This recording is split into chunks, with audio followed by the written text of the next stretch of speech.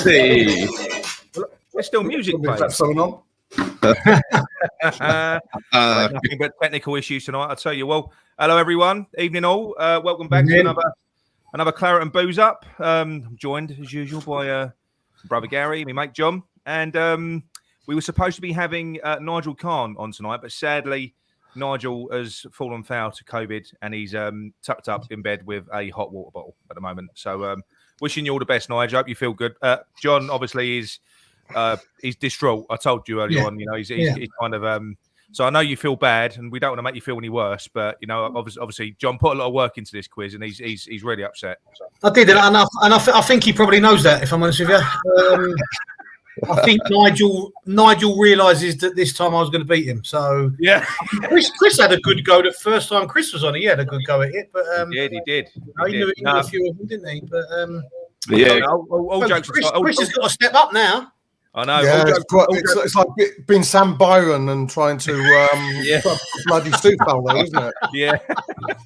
All jokes aside, Nigel, we wish you well, mate. We wish you well. Yeah. Get well soon, Nigel. Get well soon, mate. Chris, we're joined by Chris, our glamorous substitute. How are you this evening, Chris? You all right? I'm very well. I've had a very busy day. I've been picking up daughters, bringing them over to the lovely north, and it's an early start tomorrow for us, 6:30 to get down at the stadium.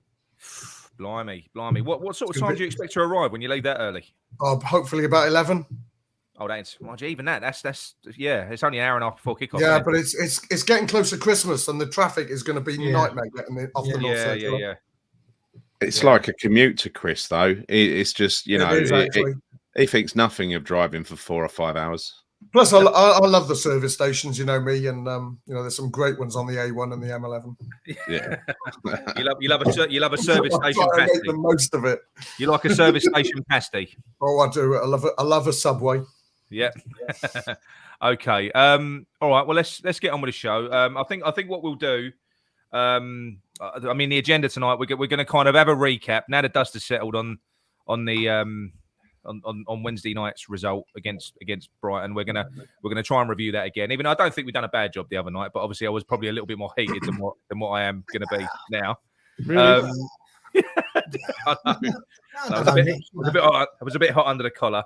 So we're going to do that. We're going to have a little glance back at our results since the international break and try and establish what's gone wrong and what Moyes can do with the results sort of coming up, what he can do to kind of keep us within touching distance of that, not even just the top 4, the top 6, because it's starting to feel now like we're a bit vulnerable, to be honest, even though it sounds silly because we're in the top 4, but you know, what is that, 1 point in 9 now, and we've got Chelsea tomorrow, so we've got to look at that. Then we're going to do the Claret and Booze news, which Gary will run with. He's got 3 stories tonight. Mock the week has gone. It's vanished this evening because John couldn't muster enough funnies for us to. Well, not just that. The quiz, Nigel was back, and the quiz took priority because I just want to beat Nigel, right? So don't worry about the funny stuff. I can be funny anytime, right?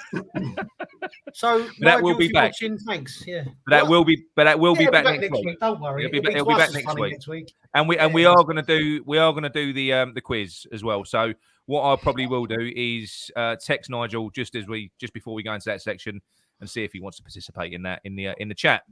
And then afterwards, obviously, we're just going to look ahead to with dread to tomorrow's game against Chelsea. Okay. Have you got an uplifting set of stats to share with us? No. Well, there's nothing uplifting about it, really, is there? Really. We could just concentrate on the first part of this season, I suppose. You know, the first 12 games. But yeah, I suppose if you look at the table at the moment, obviously we know we kind of threw away a win against 10 men Brighton. You know, I didn't even realise that when we was reviewing that game. I'd have been even more angry. I didn't realise that Lallana had gone off before. I told you. I told you during it. Oh, mate, that is ridiculous. I mean, how could we? How did we not hang on to that? I'm going to get wound up again. I'm not going there. It's good to get retrospectively angry. I find. Yeah. But off the way against 10 men, though, isn't it? Yeah, exactly. It's a good point. It's an often said, isn't it? You know. Yeah, this is true. But if you look at the form, I mean, Arsenal have lost 2 in their last 5, same as us. Yeah. And so have Spurs. But like I say, they're picking up, aren't they? And they've got a bit of an easier run than us coming through. They've also got a game in hand. It is, we're basically, we need to start winning games, or we are going to drop down that table. We've got some good teams underneath us. Man United grabbed a good win against Wolves, thankfully. Grabbed a win against Arsenal, keeping us in that top 4. But I suppose on the other hand, it's pushed Man United closer to us. Yeah. In that respect. But what we all, I suppose if we take that off for a minute, let's just go back, because obviously we haven't had Gary's or Chris's opinions on those. I know you didn't watch the game, Gary, but I know you probably would have watched the highlights. So go on, do you want to have a little discussion on that as to what your thoughts were on that game? Yeah, I mean, it was clear that we didn't. We weren't at it like we haven't been at it in the last couple of games. There was something a little bit wrong with us in the attacking third. I think the trio of Bowen, Benrahma, and Fornals, that trio needs to start producing some goods for Antonio. And having said that, Antonio himself hasn't been playing that well either. I think my big observation from watching a lot of it, and this goes back to the game against Man City in the snow that I watched the other day on TV. Yeah. Even Fabianski was giving the ball away. His distribution was awful. It was twice actually in consecutive times where he threw the ball to a Man City player and set off a counter attack. And it seems to me every time the ball goes forward, whether it's to Benrahma or to Antonio or whoever, they're incapable of holding the ball up, and the ball just comes back all the time. And it just puts unnecessary pressure on the central midfield and defence. They get no respite whatsoever. And the same happened against Brighton. Brighton were relentless. But in that sort of situation, you've got to take the heat out of the game. You've got to give people a little bit of a break, haven't you? It can't be constant wave after wave after wave. What you have got to do, you've got to stretch them and push them back, because they were pinning us in. Yeah. No, I agree. You've got to try and find a way of doing is pushing them back. And it is hard. What about yourself, Chris? What were your thoughts? Well, it's funny with teams like Brighton, isn't it? Because look at what we did with Brentford and Crystal Palace as well. And then, I know. The turn-up against Man City on Sunday, I thought was a really good turn-up, and I thought, to hold them to 2-1 after what they'd done to PSG only 4 days ago, when I'd seen some of the best football I've seen in donkey's years, to be honest. They're a tremendous team, aren't they? Unbelievable. 2 unbelievable teams playing that game. And we held them to 2-1. And then suddenly, what on earth happened on Wednesday? It was like watching a different team. And I think we're just going to be victims of this lack of depth in our squad. We think we've got 100%. A deep squad, but guys like Benrahma they're not really starting guys. They're good squad players. And I think he's got to that level, and I can't see it changing a great deal more. He's not lazy. He's not, like some of the players we've had. He works hard, but he doesn't make the right decisions. He panics a little bit. And the same way for Antonio, we've seen this so many times about Antonio. The guy, if he thinks for more than half a millisecond, he'll make the wrong decision. But as a reactionary player, oh my God, he's brilliant. But Benrahma's not lazy, right? But he's lackadaisical. So if for instance, if you do Rice watch in a game, when Rice ain't on the ball, he's constantly switched on. He knows what's going on. He knows where everyone is. He's constantly got his eyes open. He's pointing around. Yeah. We had a throw in. I pointed it out the other day. Benrahma's strolling away 6 yards away. Just he ain't even looking at the ball. He's just kind of looking in space like that. He's scatty. He's scatty. It's not because he's lazy. It really is just because he's not thinking. And Rice's brain must be going at 20 billion gigahertz. The guy is always looking everywhere. Yeah. You can see, Benny is trying to do that, but it's just not, he's running in sleep mode a lot of the time. And it's players either are like that or they're not. And that's why I've always thought Benny has got a ceiling which he'll hit pretty quickly. 100%. And he won't go any further. He won't. He won't. And like I say, he's 26 now, nearly 27. He's not going to get that much better than he is now. He's not going to get that much better than he is now. Mm-hmm. This is the player. This is Benrahma. That is the problem, Contrast that though with Fornals. And Fornals, when you first saw him, he had 3 or 4 or 5 months of being pretty mediocre, didn't he? But you could see him thinking, and you could see him getting used to the way the game is played and getting used to his. I think he's an intelligent player. I think he's a hard-working player and he's receptive and he'll basically do as he's told and try and. He must be a dream to manage. He's one of those guys that's probably a dream to manage, and he's worked with Moyes and Moyes has kind of changed him as a player, hasn't he? My voice sounds funny. A little bit husky, Nigel, I would imagine. Yeah. I think he means Chris. Yeah. Yeah.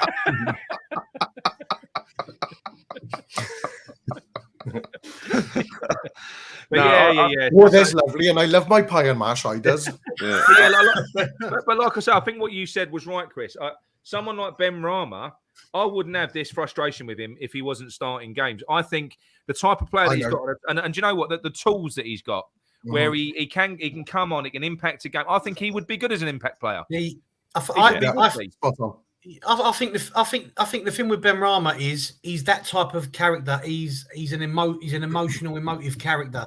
He's a confidence player.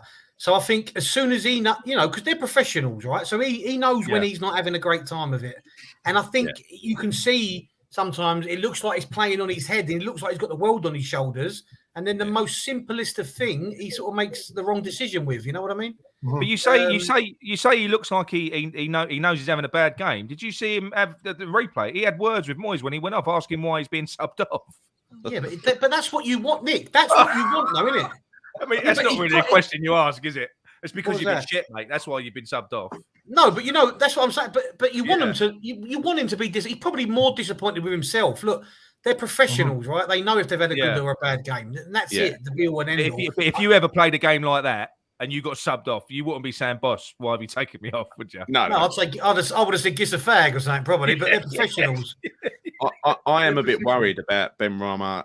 Exactly what Chris just said, actually. When he arrived and I found out how old he is, because he's all right, he's young in my terms, but for a footballer's terms, he's coming up to the peak of his career, right? Yeah. 27, 28. That's when players hit their peak. With Fornals that you mentioned, Chris, he joined us as a youngster, so he had time to develop. So I think what we're seeing there is almost peak Ben Rama, and it's not very impressive, is it? I mean, when he started the season off, I thought I was raving on it about him on air, actually, about how I thought he could turn into something really good. He was knocking the goals in. He was being very creative. He seemed to have a lot of awareness about him and stuff like that. All that awareness seems to have just fallen down the drain now. He visibly seems to panic when he's in possession, and he plays Hollywood passes, right? So rather than think about it and think, right, is there a pass on?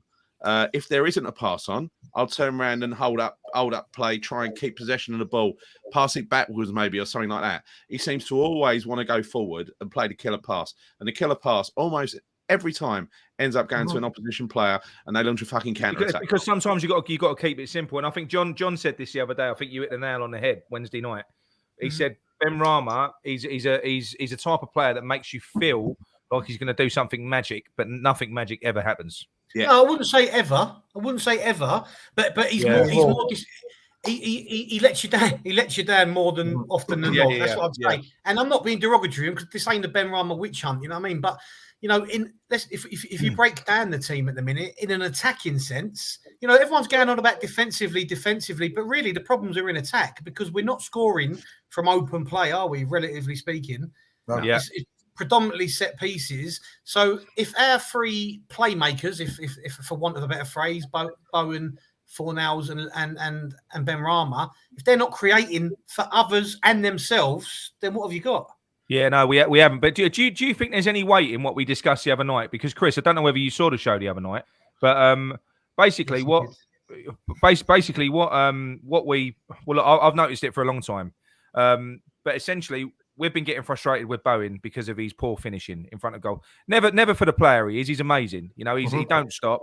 He's brilliant. But he's been a bit of a duffer in front of goal, hasn't he? He keeps missing chances. But I made the observation, and it was the same yesterday. He had two good chances yesterday, right? And that was where the one time in that game, the one occasion when Ben Rama actually picked a pass, Bowen drove 40 yards at the goal. And he was basically, you could see he was instructed by the defenders. They showed him the outside. Now, he got a shot off. It could have gone in. But they basically showed him onto his weak foot. And then he had the other chance, which was the one right at the death with Declan Rice. He plays a beautiful kind of blind pass through to Bowen. It's on his right foot. He scuffs it. Keeper saves it. If it's on his left foot, that's a goal. Yeah. Now, I think this might be playing into one of the reasons why we're not fucking clinical, because they're always on their weak foot. But something's happened, Nick. If you go back 5 games ago, we couldn't buy a set piece, right? We couldn't buy one. Yeah, but now we're all about set pieces. If we didn't have set piece goals at the minute, we wouldn't be scoring. Well, exactly. But that's something happened overnight, right? If you remember the whole beginning of the season up to about 5 games ago, we hardly scored a set piece, right? And we're all saying, where the set piece is gone. We were brilliant at them last year.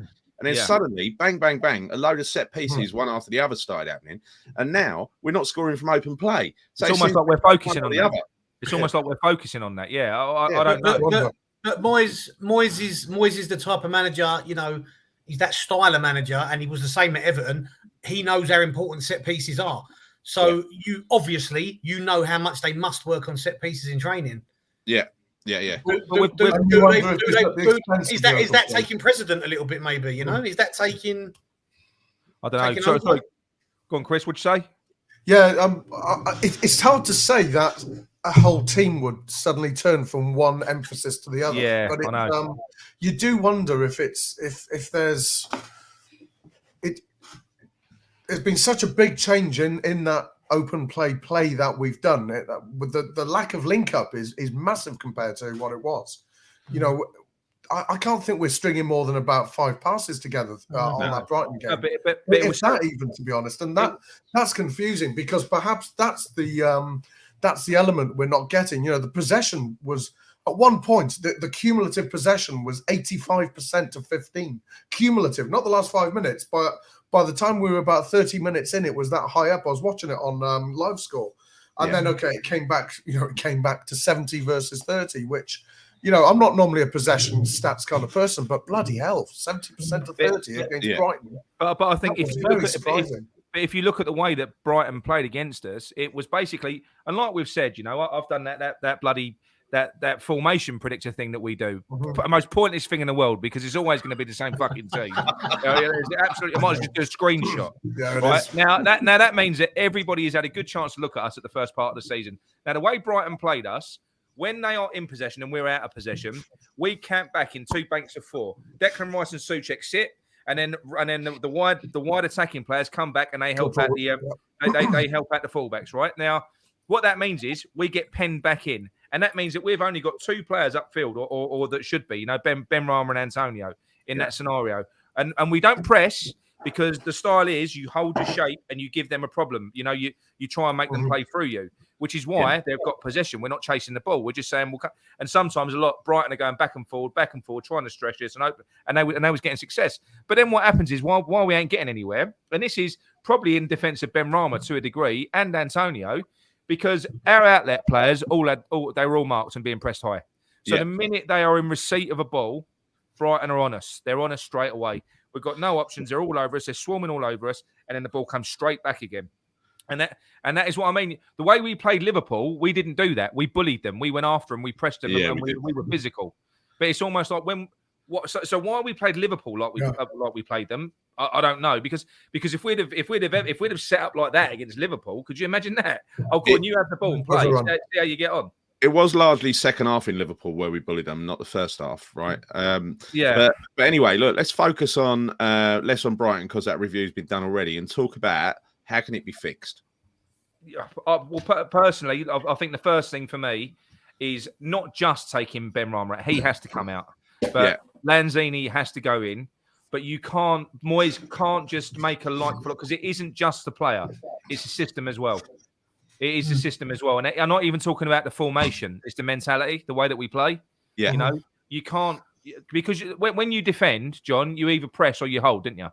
Yeah, that's what you do, and we can't sit back against Chelsea. You can't do that. I mean, you might frustrate them for a while. You can't do that the whole game, though. You can't do that the whole game. I mean, Brighton were carving us open at will, weren't they? They were at times. They was carving us open. So we're going to have to go. We're going to have to change our mentality. And what that means is when you and push further up the pitch, because you don't want to invite these teams on. You want to push them back. Well, you can only do that if you try and stretch the game and you try and pin their fullbacks. But I mean, you don't want. I think he is fit. You don't want people like Reece James bombing on at you all game. Well, I I heard today Zuma interview, which was a really positive interview from Zuma. I love listening to the guy talk. But what he said, one of the little snippets that I took away was, we expect Chelsea to have a lot of possession. Yeah, well, there you go. So I mean, if he, I'm not being funny. What I will say, I won't lose my temper, and I mean that now. I'll be utterly depressed. Yeah. No, but Nick, if he sticks with that same formation and that same team, honestly, I won't even want to you're missing the point. Review. Nick, I won't even want to do a review. You will, because I tell you to. Right?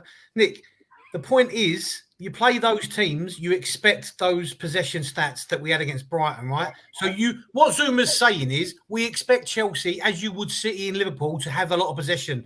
That goes with the territory when you play those teams, no? Yeah. Oh no, it does. does. That's not. He's not saying. You're thinking that he's basically said. Moyes has already said to them. He's already told them what the game. Well, he will have already.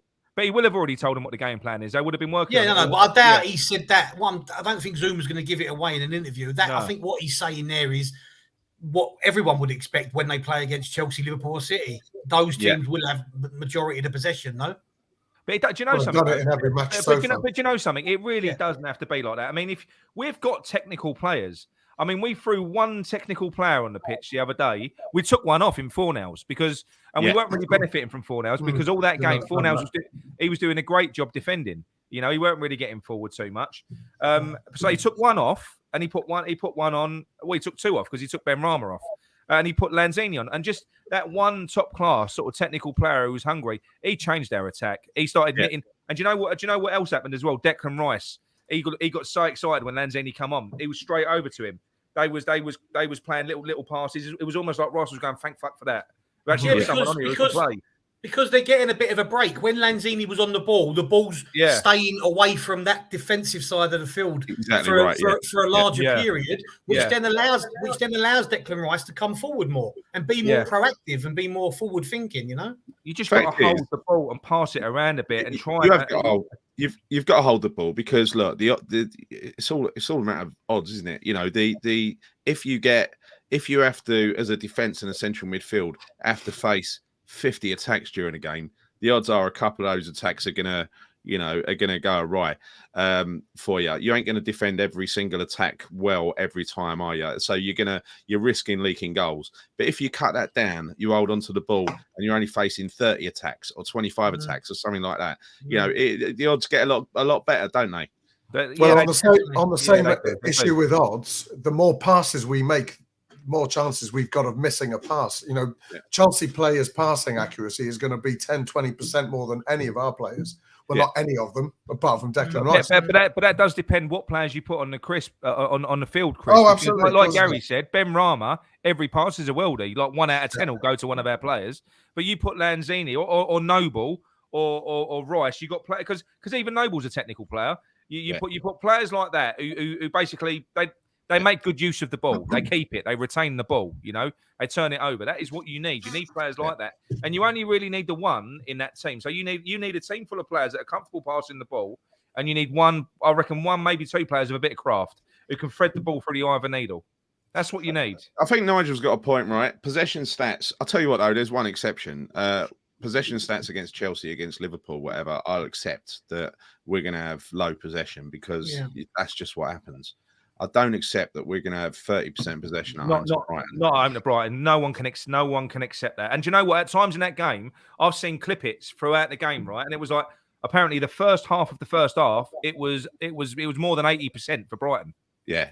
How we scored, I've got no acceptable. idea.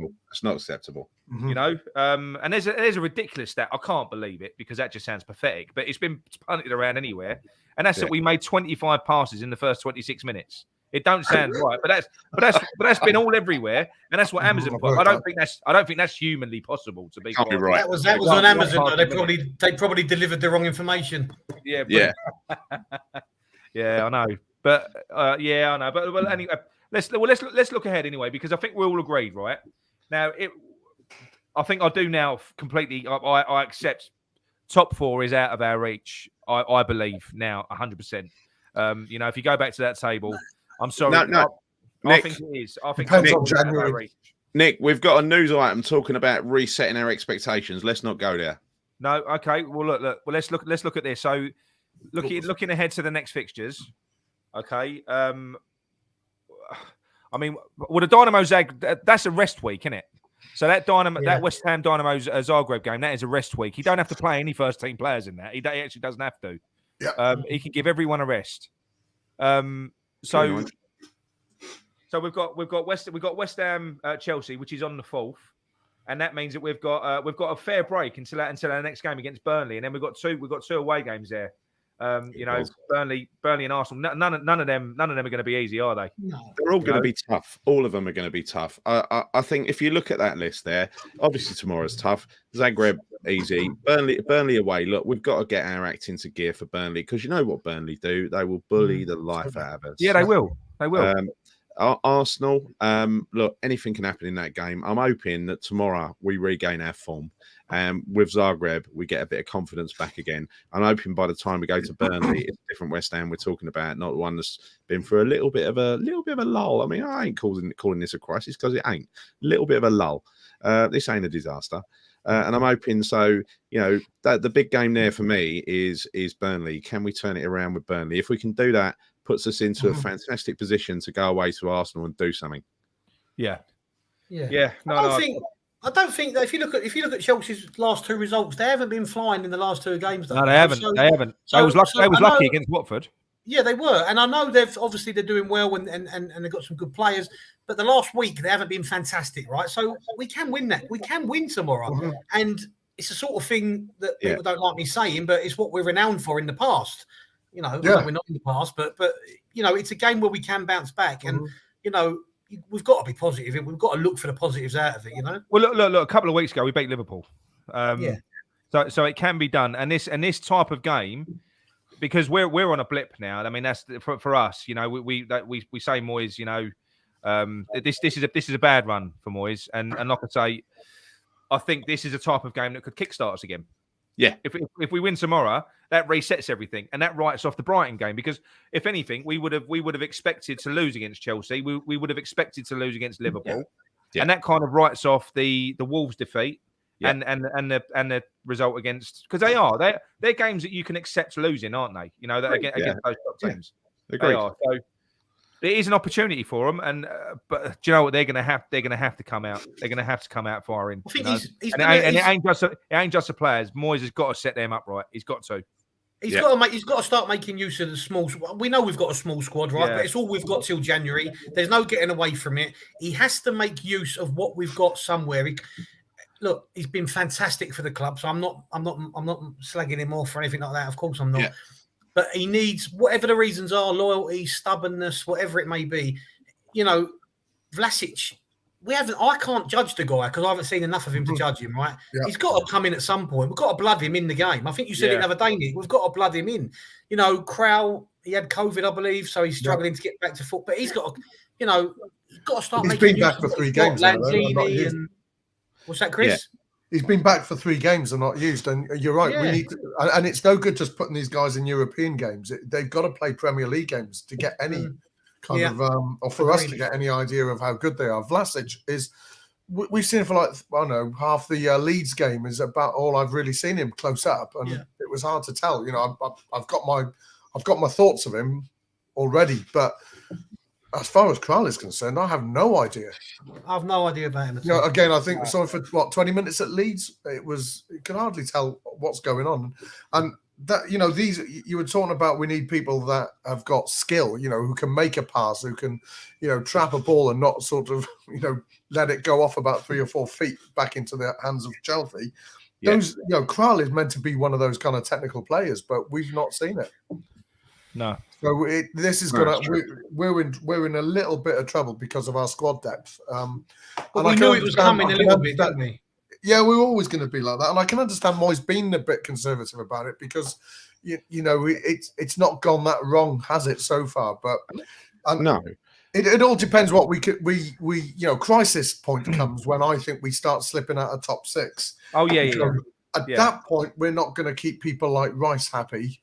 for next year. And the crisis to me isn't about just where we finish in the table. It's about what happens in the future. And losing Rice will be a disaster for us. Absolutely. I mean, I'll tell you what, moving back to what there's one player that he's like the forgotten man. And we done that review the other night. And we were talking about, who are we going to put up front? Sonny Perkins, this, that, the other. You're fucking Yarmolenko on the bench.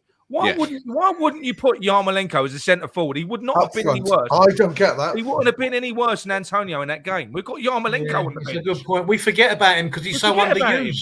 I still don't get the Yarmolenko thing. We've been talking about this for probably 2 years. Why don't we put him number 9 straight up front where he doesn't have to defend, he doesn't have to run?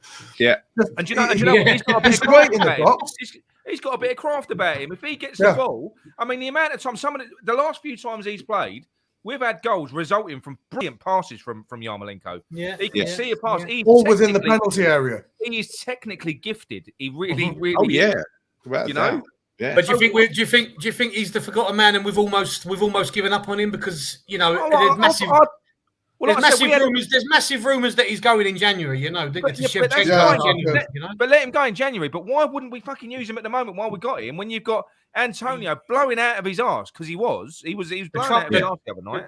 The trouble is now with Yarmolenko is that I believe he wants to move in January, and if he comes in now, is he going to give it his all and risk getting injured and curtail that move to play under Ukrainian legend that is Shevchenko, Especially as we know he's quite fragile anyway. So there's always that thing. I hope he wouldn't because he's a professional, Well, we've got to be looking at the here and now for us. I mean, and like I say, that for me, that would have been a good move. I mean, to make a third substitution the other night, take Antonio off, he had a bad game the other night. It weren't all his fault. He weren't getting no service, but he weren't on it. He weren't his normal alert self. He weren't.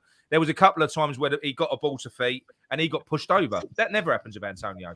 He got, and it weren't him looking for a foul for a change. He literally got out muscled.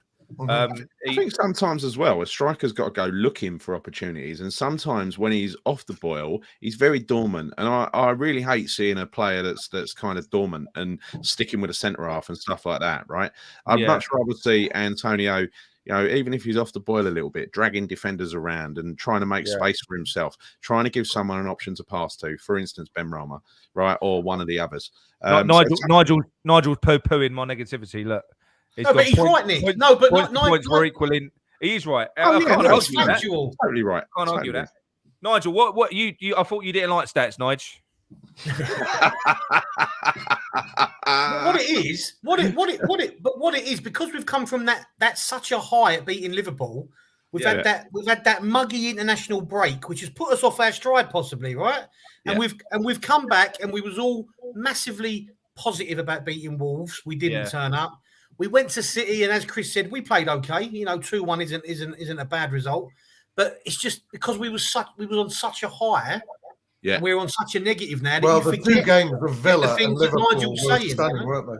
Yeah, they were. They really were. Villa and Liverpool. Probably the 2 games together that I was absolutely on cloud 9 after those 2. Never seen us play like that before, and I think it's a lot to expect our little squad to carry on that level for very long, especially if we're not prepared to use the depth. And just one last thing about Yarmolenko. One of the reasons why he does get such a bad press is because he's played out in the wing where he has responsibilities, and the last couple of responsibilities he's had is to cover Johnson. And Johnson has improved immeasurably over the last 2-3 years, but he's still very, very suspect going forward because he's thinking I think he will actually get pretty good with experience. But at the moment, he's got hesitation. And what's the worst thing with hesitation when all you've got is Yarmolenko in front of you, not able to cover? Absolutely. But if you watch the way, like I said, the way that Brighton dealt with Bowen, right now, where they literally, when he was making that bombing run down the right hand side, they weren't even trying to challenge him. They were just showing him the outside. That's all they were doing. They were showing him the outside. Now, when you face West Ham, you can prepare. It ain't even like you've got to be complicated to coach your defenders to say, if you're up against this player, show him the inside. If you're up against that player, show him the outside. Whatever winger plays for West Ham, just show him the outside because they're always fucking inverted. If you play Yarmolenko, he's on the right. We had Anderson for Alan. When did we never once played him on the right hand side? Not once. We're about to move into Halle. You know that. I was just going to say that. That's what My hands are on the right. Thank God he never played in any direction. Let's move on. Let's move on anyway into our new section. Gary, I'm gonna get you started. All right, I'm gonna start your new video. Go on. And now for our Claret and Booze news. Well, Hammer's news, not the rest of the shit that we don't care about. Being delivered expertly and succinctly, that's easy for you to say, by our very own Gary. Thank you. Well, that was extremely moving. Thanks for that, Nick. Three big stories. 3 big stories tonight. We'll be starting by talking about the new independent football review that's upset all the clubs. Then we'll discuss the imminent VAR plus that's on its way with automatic limb recognition. And finally, we'll do a West Ham story in response to the meltdowns all over social media since we drew Brighton, where I'll ask the question, is it time for a reset? So on to question 1, the independent fan-led review into football by former Conservative Sports Minister Tracy Crouch. Note there's a Crouch theme on here, yeah. The MP for Chatham and Aylesford. Crouch's review calls for an independent football regulator to be appointed to oversee the financial rules of football, amongst other things. So this came about in direct response to the so-called Big Six trying their luck and pushing for a way into the Super League. The government launched an independent fan-led review immediately. The review has now been completed and supported by the government with a new independent football regulator destined to be in place for the start of the 2023-24 season. This could bring radical changes to football, some really great and some a bit questionable. The need for this review, by the way, came about because neither the FA or the Premier League can control the clubs. There was a regulator in the Premier League, but the Premier League got rid of it. So basically, the clubs at the moment can just do what they want, unchecked. So the proposed changes from this review include a real fit and proper owners test, and that's as a direct result of the Saudi state taking over at Newcastle, because that should never have been allowed. Improvement on inclusivity and diversity, which is, as you'd expect. A levy, not a Daniel levy, but a levy on transfers of 10% to subsidise the rest of the football pyramid. So that's a bit of a hit for clubs like ours, I imagine. No parachute payment, but mandatory relegation clauses in the players' contracts. Again, players would hate that. Interesting. Fans to hold a golden share for a democratic supporters group over, and this golden share would be valid for fundamental heritage issues such as changing a club name, moving ground, selling the ground. The share would have the power of veto, so they could actually stop any of those kind of heritage issues in their tracks. And in order to decide how that would work, the fans would have their own independent board to control the use of the golden share. So clubs couldn't move stadium without fan approval. That's a bit late, isn't it? Women's football will be treated with parity, again, as you'd expect. Clubs would be expected to live within their means. I thought they were already, but anyway. So it would mean real rigid restrictions on how much of revenue you could spend. It's not based on profit; it's based on revenue, and that would mean a massive advantage to the likes of Man U, Liverpool, and Arsenal. So that's a downside in my view. This is the good one, the big one. There'd be trials to allow you to have a beer in your seat. That's an amazing one. I'd love to have a beer in my seat at football. Yep. Anyway, look, that's like a summary. Final recommendations are due in the autumn. The clubs are already pushing back on this. So expect by the autumn, they're going to be massively watered down. But anyway, the question is, and this goes to you, Chris, do we think it will come into force in this shape, or will it be watered down? And which parts will be left by the time it's introduced? Over to you. Well, I've heard a lot of people sort of say that we should keep politics out of sport because this is one of those kind of government getting involved in our football. But this feels to me much more about the same kind of the rules and laws that surround things like listed buildings. And football is important to practically every household in this country, even if it's indirectly through family or whatever. And so on the listed building thing, I think it's absolutely important that those buildings or clubs are protected. And I think it's a step in the right direction. We don't know all the detail on this. That there's 160 pages on this report, and I tried to scan them in June when I think it started. The Football Supporters Association sent an email out to a lot of just people that subscribe to their system, and I looked at it then and I thought, it's a good idea. Forgetting West Ham Stadium move, where I used to live for 20 odd years, the Basingstoke Football Club had a ground and it was pulled out from under them because of a very old club, just because of development. Yeah. And no say whatsoever, and no power either. And I think it's got to go back. These aren't just companies, these things, where, you can switch brand from Apple to Samsung quite happily. These are sort of semi-monopolies. We have our clubs, and it just affects so many people. And I think it's good that the government is getting involved in it. And, this is cross-party. There's not a single MP has voted against this bill today, or not this bill, but this recommendation today. No. And I think we should all support it. And, it's very rarely that people in Parliament are doing things that we want them to do. But this, I think, is spot on. And it's so we all need to get involved in it. That's on a tangible level. Remember what the whole point of this is to keep our clubs, as we want them to. So not to go bankrupt, not to join the Super League. And those are the key things, and not to change their identity and move from the south of London or Wimbledon all the way up to Milton Keynes or something.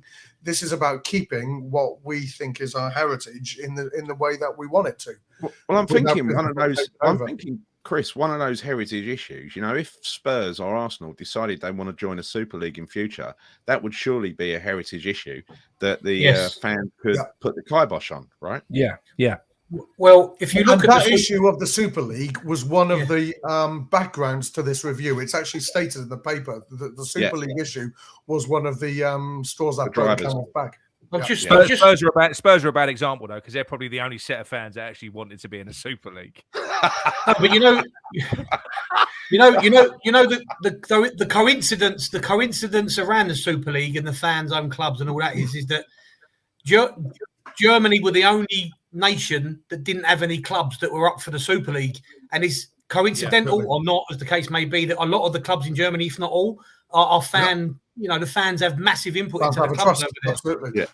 So is that a coincidence? Probably not, or definitely not. No. I think. No. I mean, there's certain elements of that report that you've just described that I like the sound of. I mean, the only thing is being cynical. If I'm being honest, even if there is government involvement, the corruption that exists in the FA and everything else, where money always wins, it would also win with government involved. I think. Of course it would. It'll only take a couple of small donations to the Conservative Party, and that'd be fucking watered down like you wouldn't believe. Exactly. Yeah. So now, boys. As Nigel said, Nigel said it here. Go on, sorry, mate. No, go on, you do. They work with lower leagues, but Premier League will fight most of the important stuff. This will be changed. And the Leeds chairman has. What's that? The Leeds chairman has come straight out and compared this to Maoism. Really? Seriously, Chinese Maoism. They'll be bringing Stalin into it next. So we are going to have a massive fight on our hands. I don't think that's a reason that we just let them just walk all over us, though. And I think whatever we do to put pressure on to keep the heritage of our clubs, because make no mistake, if this went through and 12 years ago, we would not be in Stratford, and some people might think that's a good thing. Some of us would, I would still love to be in Upton Park with a 45,000. Well, apparently the Saudi state weren't aware of this, and a Newcastle football stadium's just appeared on Rightmove. Apparently, for rent or for buying. Let's check that out. But you've got to remember why this review came around. It came around because of greedy football club owners, right? Yeah. 6 greedy football club owners who wanted to break away and do their own thing.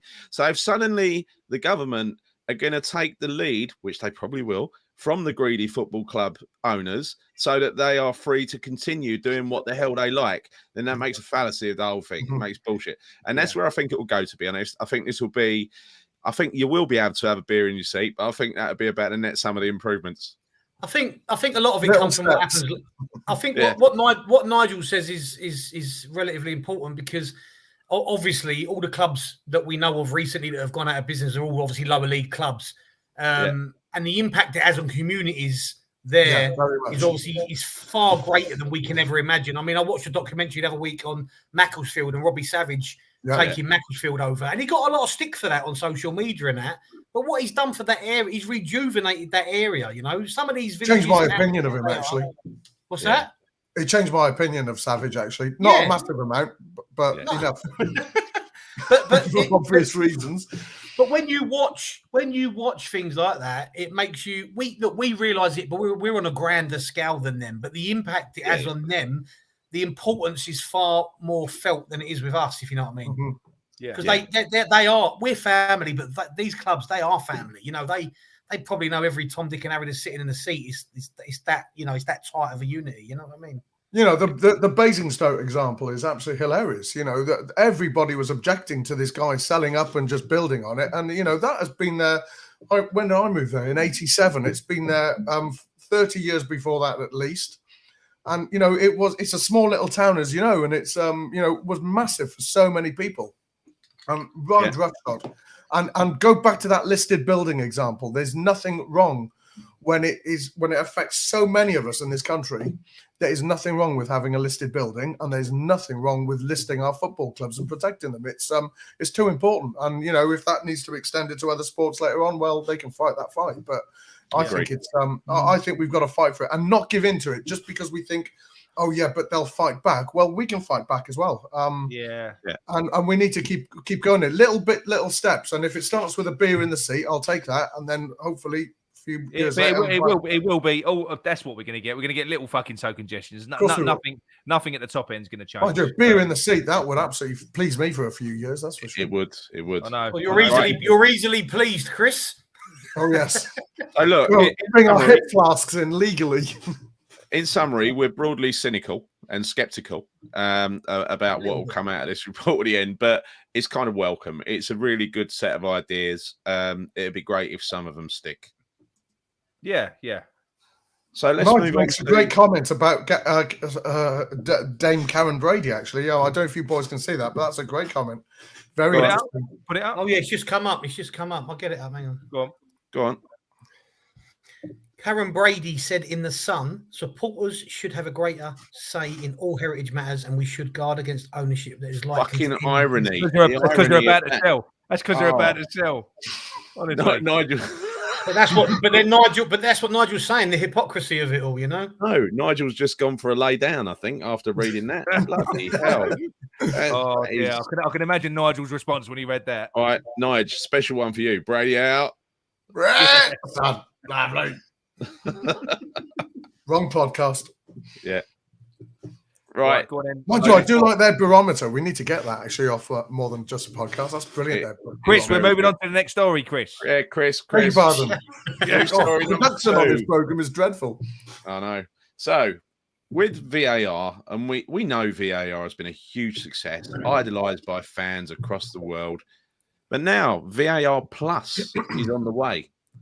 FIFA will be trialling a new semi-automated offside system for the Arab Cup in 2021 in Qatar. There will be a dedicated offside video ref, and there will be new cameras, 10 to 12 cameras installed at grounds under the roof in each stadium. This is all done so that FIFA can get, their hands on more of that lovely oil-soaked money. There will be it will be limb tracking. So there will be limb tracking data sent to the operations room, and the offside line will be calculated automatically, and the free kick point will be detected, and it will be an almost immediate replay will be offered to the offside referee, if you like. FIFA's chief of global football development, Arsene Wenger, said in April that he hopes the semi-automated system can be used at next year's World Cup. So this is coming. Technology impact is only going one way, and who knows what will come next. I've heard it reported in recent weeks they're looking at big clocks in stadiums. So, like in American sports where the referee, rather than adding injury time, they'll just stop the clock, right? But what could come next? Fully automated AI referees, motorised linesmen, speed limits for players with on-field speed traps, sensors to give the impact of a tackle with instant reds through tough challenges, bad language sensors to automatically book a player for saying fuck, and a red for using the C word. Perhaps percentage possession will get you 2 points. Who knows? What a load of bullshit. Anyway, John, do you welcome this latest intrusion into our beautiful game? The clue's in the question. And will it ever stop? And do we need to see even more? Do we need to see even more improvements? Mate, let me tell you something. First and foremost, Arsene Wenger needs to take the invite from Arteta to go back to Arsenal and stop messing about with all this. I don't know what he's doing. What is it? Well, he's been a manager. Why is he playing with the game that he supposedly loves? What and that just because he's on the payroll, yeah. Let's be honest, right? VAR, I've never liked it. Some maybe do. I've never liked it. The rules are the rules, you could say, and all that. But VAR has taken a lot away from the game as we know it, right? The Americans may not give a monkeys because all the sports they watch take all day long. They have more advert breaks than anything in the world that you've ever seen in your life. Our football is gun-ho, it's quick, it's exciting, it's 90 minutes, you're in and out in a couple of hours, right? Yeah. What it seems like they're trying to do is like, Americanize everything, yeah? So with this semi-limbed or VAR, whatever you want to call it, right? Right? Is it a coincidence? Can't be a semi-limb. Can't be a semi. Is it any coincidence that it's being trialled in the Arab Cup? We know they love the AI stuff at the moment over there, don't they? Because they're running low on oil. They're thinking of what's the next cash thing. What's the next way of making some money? So they are hot on all this stuff. But no, we invented this game, yeah? Yeah. They're ruining our game, right? And that's not being sort of that's not protectionism. If these politicians want to get involved in protecting the clubs, the grounds, the buildings, to protect the game, don't let them ruin it. Because at the minute, VAR to me has took a lot of the enjoyment and the initial reaction out of the game, right? And now what they're doing is, I've always had the same argument as well. You can't score a goal with your arm, so why do they give you offside for your arm being offside anyway? Silly, I'm they're not meant to anymore. What's that? They're not meant to anymore. Yeah, but they do, don't they? We've seen it. Absolutely. Yeah, it's taken away the enjoyment. You've got Arsene Wenger. You've got that ex-Italian ref Collini, I think, the bald guy. These two people are highly respected at what they did. Why are they involved in messing around with the game? Yeah, because the only they've got a job, haven't they? So it's in their interest to exactly. And it's almost like another way. I mean, someone said it on social media on Facebook. It might have been the other day. For that goal that we scored but was disallowed. Now I know, Chris, you said it was offside, right? You've seen it, the VAR one, right? But initially it was for handball, then it was for a foul, and then all of a sudden they pulled offside out of it. And it does make you start to wonder, like, is it just jobs for the boys? What is this really? Because back in the day we would have accepted it, moved on. The goal would have been scored. It would have been a bit of a debate. It would have been a bit of a debate the next day. But it's almost like the big clubs are the ones that benefit from this, essentially, because they don't want no one getting a win against them through a dodgy decision or anything like that. You know what I mean? Yeah. And I have two minds about this. The 2015-2016 season, I'll quote this so often.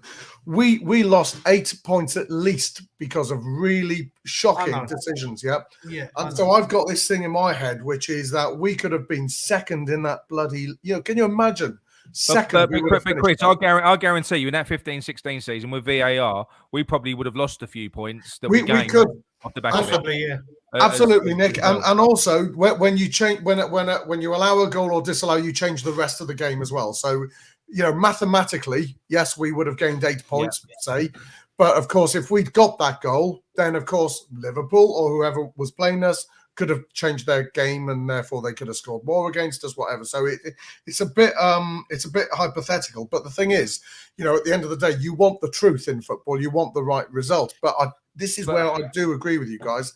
If it's at the expense of ruining the flow of the game, exactly, it's not worth it. It does ruin the flow. And for me, do you know what? I've got a simple answer on it, and that answer is I think football, what makes it beautiful is the fact that it is imperfect and it's 100 mile an hour. And and you know what? It's not, and that's what's so beautiful about it. It's not perfect, and everything's a talking point. Even that, everything's opinions, everything's debates, everything's opinions. Like when something's wrong, I'd almost rather it be human error. You know, like I'd rather fucking. What about goal line technology? Wrong.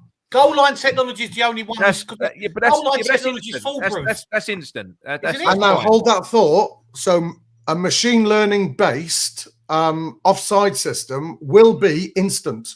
Now, what do you think about it? Yeah, but they're still leaving the final decision to the VAR person. But Chris, you know something? It's not going to be designed for who's interfering with play or not. Is that not the case with goal line technology though? That the referee gets his little smartwatch buzz, and it's still up to him to call the goal. No, that's just telling him when it vibrates, it's saying goal, and he gives it. He don't go and check it anywhere, does he?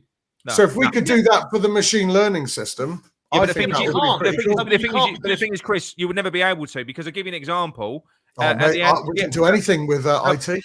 But what I mean is the Antonio goal the other day. No, but with football, Chris is involved. But with football. With football, it's not always his mobile phone. It can do anything. Chris, with football, it's not always clear cut. It's not just always a straightforward offside. That one the other day where they went through 3 different fucking decision things to try and disallow that goal, and in the end they did for Antonio's one. And even that weren't a clear cut offside. I don't even know what happened. I do actually think I know. Like this is me with my computer science hat on. I do actually think you could make that into an algorithm that could make it. But it makes it cold and shit. I know, yeah, but it would be instant. It would be instant though. And the big objection you guys have to VAR, which I have, is it slows the pace down. And if you could make those instant decisions, I think that's brilliant. But that's not. But you're right. That's not what Wenger is proposing. What they should do now, straight away, fucking take linesmen away, because they don't know what they're doing. They don't know when they should be raising their flags. They don't know when they shouldn't be. Just take them away. Get rid of them. You don't need them there anyway.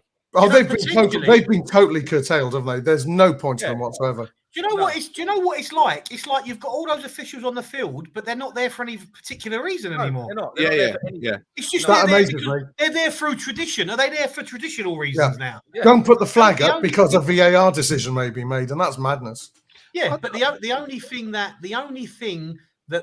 this what's it called? Automated VAR, VAR Plus. The only thing it says it could curtail is the delay in the flag raising. You know, when they play and then the flag goes up. Yeah. Right? You know what it is, that's John? One bugbear, isn't it? John, you know what it is? And this is a massive bugbear of VAR, is people fucking drawing lines by hand on the screen. Jesus. I know. Right? It's not clear and obvious, is it? Exactly. So from that point of view, if it's an automated system that just gives an objective decision of offside or onside, I'm fine with that. That's absolutely fine. I don't think that there are nuances though with offside, and we saw one just the other night. Nobody knows whether Antonio touched the ball or not. No, so you need to that's what I was saying earlier on. There's going to be instances in football where it ain't clear cut. Yeah, so you'd need sensors on the players. You'd need pressure sensors on the players in order to make an accurate decision. You know what I mean? You couldn't do it any other way. Chris is like that. No, just it's not with me. Do you know? I'll stick a pressure sensor on Antonio any day of the week. You know, when you talk about limb detection, right? I don't think it should be limb detection. I think that I don't think that your body should be offside. Your feet, it should be your feet, because when you're an attacker, or your head, running one way, you're leaning forward anyway. Your body shouldn't be offside. You know, but your body should. I don't think your body. Why would you? If that is meant to be the law now, though. Yeah, I know, but it shouldn't be. It should be your feet. It should be your actual. That's what they should do. It should just be your fucking feet, and that's it. And do you know what? Also, if in any doubt, the attacker should have the advantage every single time, and that was always meant to be. The whole, you know, I'm old enough to remember offside, why it was introduced, and it was to stop bloody goal hanging. And now goal hanging is not having the width of your shoulder in front of the next player. It's ridiculous. And that's I'll tell you what, right? There's one automation that's come in, which goal line technology based on Hawkeye from tennis and cricket, right? Basing Stoke Company. and nobody argues with Hawkeye because they know it's accurate, 100% accurate all the time. It's an instant decision. If something's not over the line, nobody moans about it. Yeah, so it's goal line, isn't it? Yeah, so that level of automation is brilliant, right? Yeah, so if they can come up with something for offsides that has the same instant decision, and then people are just going to go, oh, well, it was offside. You know what I mean? It's fucking... The thing you've got at the moment is this frustration of, for instance... The linesmen have been said, let the play go on and let the goal be scored. Don't put your flag up if there's any uncertainty and shit like that, right? I swear, our second goal felt like a 5-minute delay the other day. Yeah. It was a 5-minute delay. It's one of like 7 minutes injury time. Yeah. So look, I think technology can be used brilliantly. I think I found the flaw in Chris's plan is that, you know, our distant cameras underneath the roof of the stadium are going to detect a slight touch on a player. You know, when the ball doesn't change direction in any way, shape, or form. Second law. Yeah, I don't know how you're going to do that. So I found a flaw in your plan already, Chris. But that might be. I won't be investing. I will not be investing. It's all about momentum and change of direction. But that might be a very minor nuance that's acceptable, just to get, I think so. You know, generally an offside decision right and instant. If you get it instantly right, it's a big if. I agree. Yeah, but stop all this nonsense. Honestly, I would. If you gave me the option now, even goal line, I'm not even joking, even goal line tech, if you gave me the option now to fucking remove all this shit, because it's like everything, and they think tech makes everything better. It doesn't. And I think football is flipping heck, honest to God. Who am I with? Nick, come on, guys. I like my tech, but not football. Football is you know what? It's chaotic. I'm with you too, quite a fair extent. Don't start me off. Don't start me off, right? Nick, I agree with you. Don't start me off, because if I had fucking my way, it'd be jumpers for goalposts. It'd be Division 1, 2, 3, and 4. It'd be the FA Cup. It'd be fucking the Cup Winners' Cup. Get your wooden rattle. Get your wooden rattle. Even that, listen.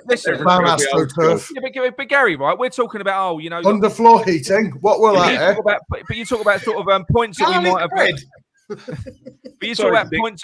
But you talk about points that all that nutrition nonsense. Oh. But you talk about points that we might have lost. You know, marginal points that might have counted against us.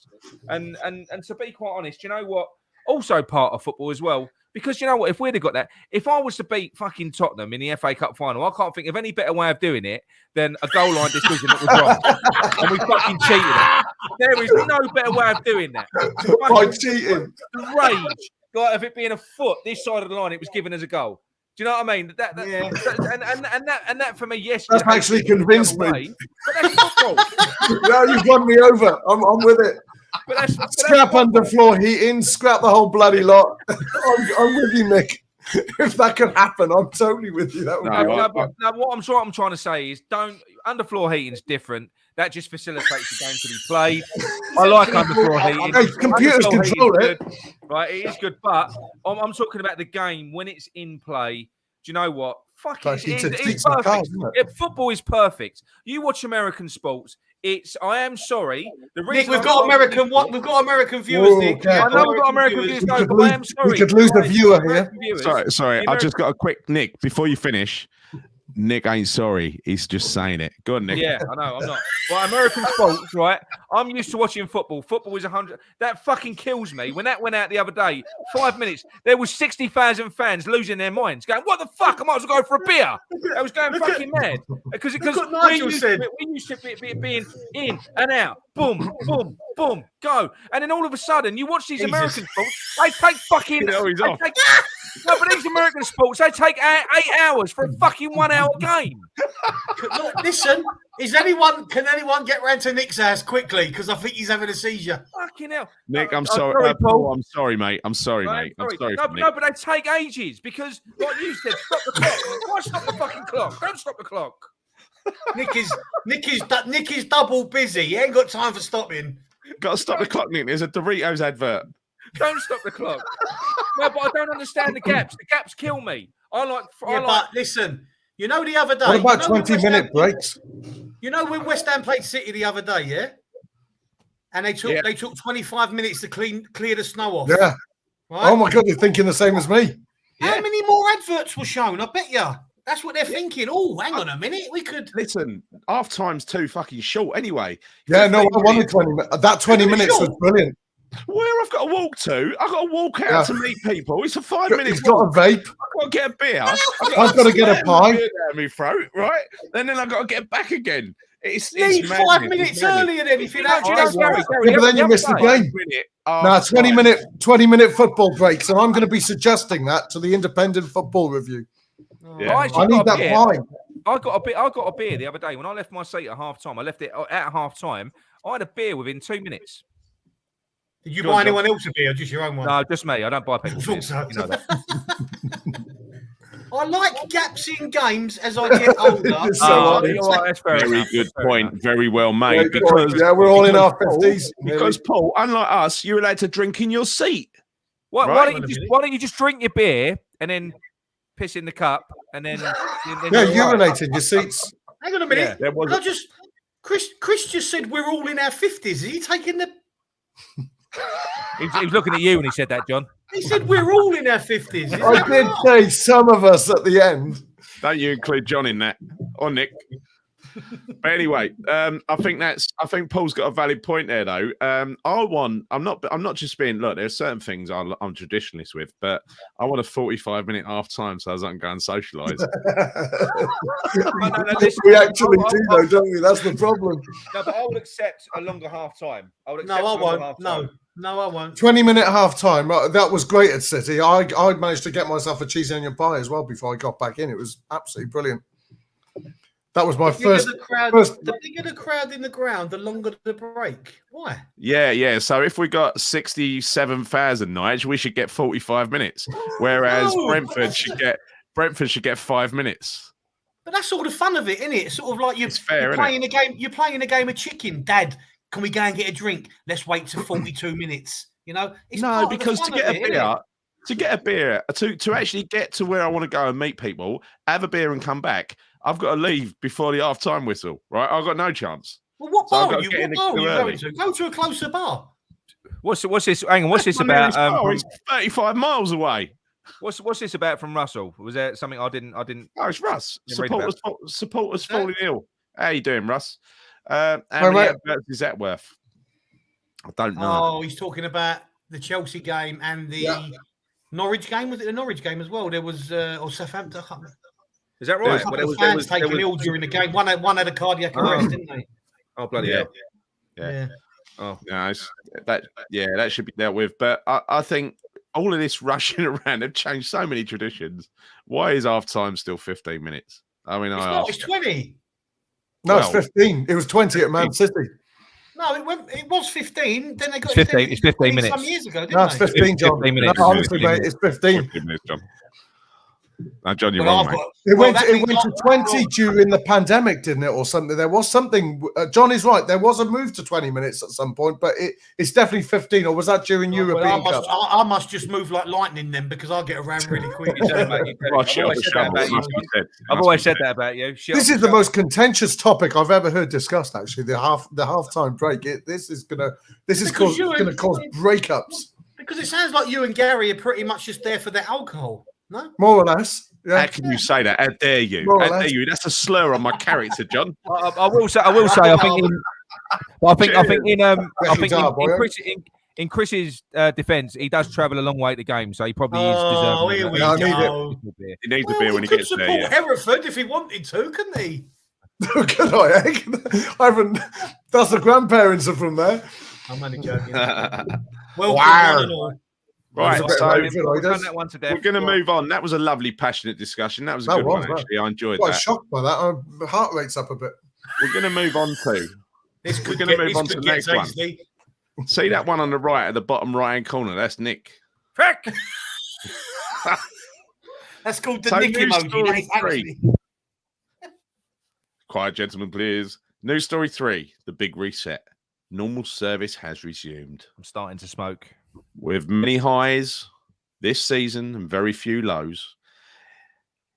But it feels at the moment like we've hit a minor low, with the players being booed off the pitch following a 1-1 home draw with Brighton, even though we're still fourth in the league, which I find a bit hideous, I've got to be honest. But I think it's a reflection of raised expectations of some fans who started to believe we're a top 4 club. Look, we're not. Not yet, anyway. We have a small squad that works until we see some injuries to key players. Losing Ogbonna has seriously hurt us. And following losses at Wolves and Man City, it culminated in widespread unhappiness and anger against Brighton. To put it into context, we've been on a run of games that we, last season, Lingard aside, would usually lose. We just can't beat Brighton, and VAR did its best to stop us winning this one. It's actually quite comical that 10-men Brighton managed to equalise with an overhead kick in the 89th minute. It's so West Ham. That is old school West Ham right there. Ahead of the season, with European commitments, most of us predicted a league finish of 8th to 10th. And I think that's probably where we're heading, barring a fantastic January window. Moyes needs options. Some players need competition, and some need occasional rest, or regular rest in the case of Ben Rama. Using the same set of players every few days in December is going to be physically and mentally tough. Some will cope, some won't. So is this the big reset of fan expectations? Should we have ever been suckered into being temporarily massive? And are our expectations rightly being recalibrated to where they were when the season started? When all we hoped for at the beginning of the season, if you remember rightly, was a good run in Europe and a top 8. So this one's going to you, Nick. Have your expectations been reset? My expectations have never not been high. I've never kind of I've always wanted more than what West Ham have achieved. I've always had high expectations. If what you're saying to me is we've overachieved, and you know, look at where we are, and we should be really sort of happy with everything, and I am happy. But if you're saying that passive aggressive tone, patronising. But if that's what you're saying, you know, like, you know, if you'd have offered me 4th place after 14 games, you would have taken it. If you would have offered me 4th place, quarter-final in the League Cup, Nick. and you know, unbeaten in Europe, you know, it's just. No, I am sorry. Look. The fact of the matter is, you are right in one respect, and I will be accepting of course, I will. I'll be accepting of 10th place, but I still will. I will insist that it's an opportunity missed, because I don't think we are overachieving. I think I think we've got a great manager. We have, and I think he will change it. Because Moyes will. Because Moyes wins. That's what he does. But what he also does is he finds. No, but what he also does is he finds a solution to win games, and he will just use that until it's fucking dead, right? And that's what's happening now. This solution is dying. He will find another one. We will change. He'll change it again. We will not finish 10th. We will finish at the very worst 6th. What he's got to do is, because we will. No, we will. I'm telling you, we will finish 6th. I'm certain of it. And maybe if he can keep us in touching distance of that top 4. That is a hard task. Through December, with this next run, with the way that we're playing, it can all change tomorrow. If we get a win tomorrow, that'll pick the players up again. We can go on a run. But if we lose tomorrow, then he's got a massive fucking job on his hands to try and pick the players up and try and get them on. That's hard for him, and I will say that really is. And then what you don't want to do is good time for this comment. Go on. Yeah. Yeah, no. But what I'm saying is, I want us to be in touching distance of that, at least of that top 6. You know, within a few points. Because do you know what, Gary? You telling me now that honestly, now you'll take 10th. I'm happy with 10th now. Are you telling me that? No. I wouldn't be. No. Tell me now. We're 4th now. No. Are you telling me now you'll be happy with 10th? No. Bearing in mind the season. Listen, before the season, I was thinking 8th in a European Cup run, a European, Europa League Cup run, and I would have been delighted with that. Now, Can we ask Nigel as well? No, I want to ask Nigel. Nigel, will you be happy with 10th? Hold on, let me answer. You asked me the question. No one said we're finishing 10th. Why are you picking 10th out of the thing? Let me answer the question, because you did ask me a question. Where I think we're realistically going to finish now is 6th with a decent cup run in one of the cups. All day long. Yeah. All day long. I ain't got to finish top 4. I don't think we'll finish top 4. I don't think we will. But I want us to be there. I want us to be challenging. Yeah. I still think the position isn't so important as Rice, and I think you have to finish fifth or sixth, fifth or fourth to keep Declan Rice. Without Declan Rice, and I hate to be so dependent on one player, but I think we're going to be. The difference he makes in these games is just phenomenal because he's world class. Chris, where would we top teams need a world class player? Chris, where would we have finished last season without Declan Rice? I don't know, 14th, 15th. And that's not even. What about the season before that? What would you finish for him? That's true. And and before that's where we were finishing. Before Declan had reached his form, we were finishing around that period. I do honestly believe that we are, Nick, no matter what you say, mate, we are overachieving with that squad. And it's not derogatory to the players, right? They're good players there, right? We've got a couple of world-class players, right? But we have got to try. Look at the top three. Look at Arsenal. Even Arsenal remember one thing: Arsenal are not in Europe this season, right? So they're going gun ho for that fourth spot, right? At the minute we're fighting on three fronts, right? At the minute with one of the smallest squads in the top 10 at the very least, maybe more, right? And because of our limited success, and I think Nigel's right to some extent. Some of the fans singing West Ham are massive. We were singing, but listen, most of us were singing that tongue in cheek to some extent. But some fans, it's not tongue in cheek anymore, John. What do you mean? I think the West Ham is massive thing. I almost feel like it's gone from a joke from the West Ham clips video, and I almost feel like I think for a lot of people now. I don't think it's tongue in cheek. Right, but listen, there's no getting away that if January comes along and we purchase the right players and get who we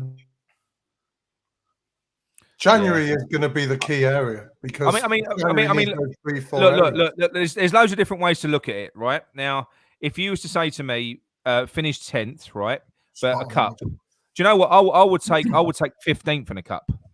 I'm not even joking.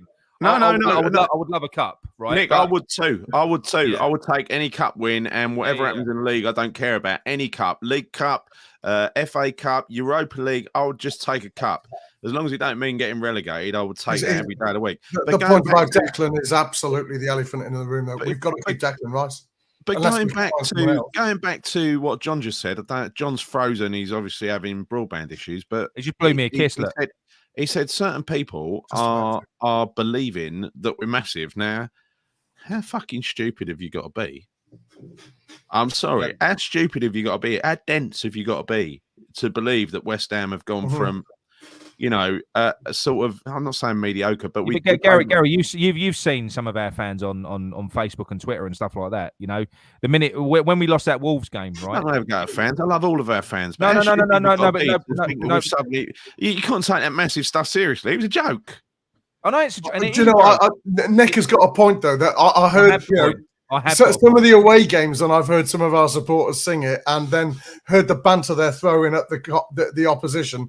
It's some of it's got a little bit believe in your own hype and hoisted by your own petard. It has, Gary. It has. It's amazing. Yeah. It has with some people, not all, and the vast majority of us singing it. And I hated the song with a passion. That Aston Villa game when it came up, everybody looked at me knowing how much I hated it, and I'm singing it now as much as anybody, but. There are a few people who have started to believe it, and we need to, probably just temper that a little bit. But this thing, the one we've got up with that Nigel said, this Rice angle does add a pressure, and I am really concerned about it. Otherwise, I listen. You know me, I would take a cup over bloody relegation. I wouldn't give a shit. I still love going on championship games. But the Rice angle, because I want to stay at that level. My belief is with Declan Rice. I think that I said it before. I've said it on a Facebook post. As great as David Moyes has been, right, and he has been. He's been tremendous. He's benefited from having Declan Rice. He has in the same way that Bilic benefited from Payet in that season. Yep. Now you take Declan and Rice Allardyce from Kevin Nolan. You take Declan Rice out of that team. Different thing. Gary, you're wrong. You're wrong. Oh, no. It would be a massive hole left in the team, no doubt about it. And I know exactly what Nigel's saying. He makes the entire team tick. Yeah, but hang on a minute, right? I know what Nigel's saying. what Nigel's saying is, even if we won an FA Cup and finished 15th, right, Declan wouldn't be happy because we would be in the Europa League next year, but he wants to be in the Champions League, right? Yeah, that's what he wants to do.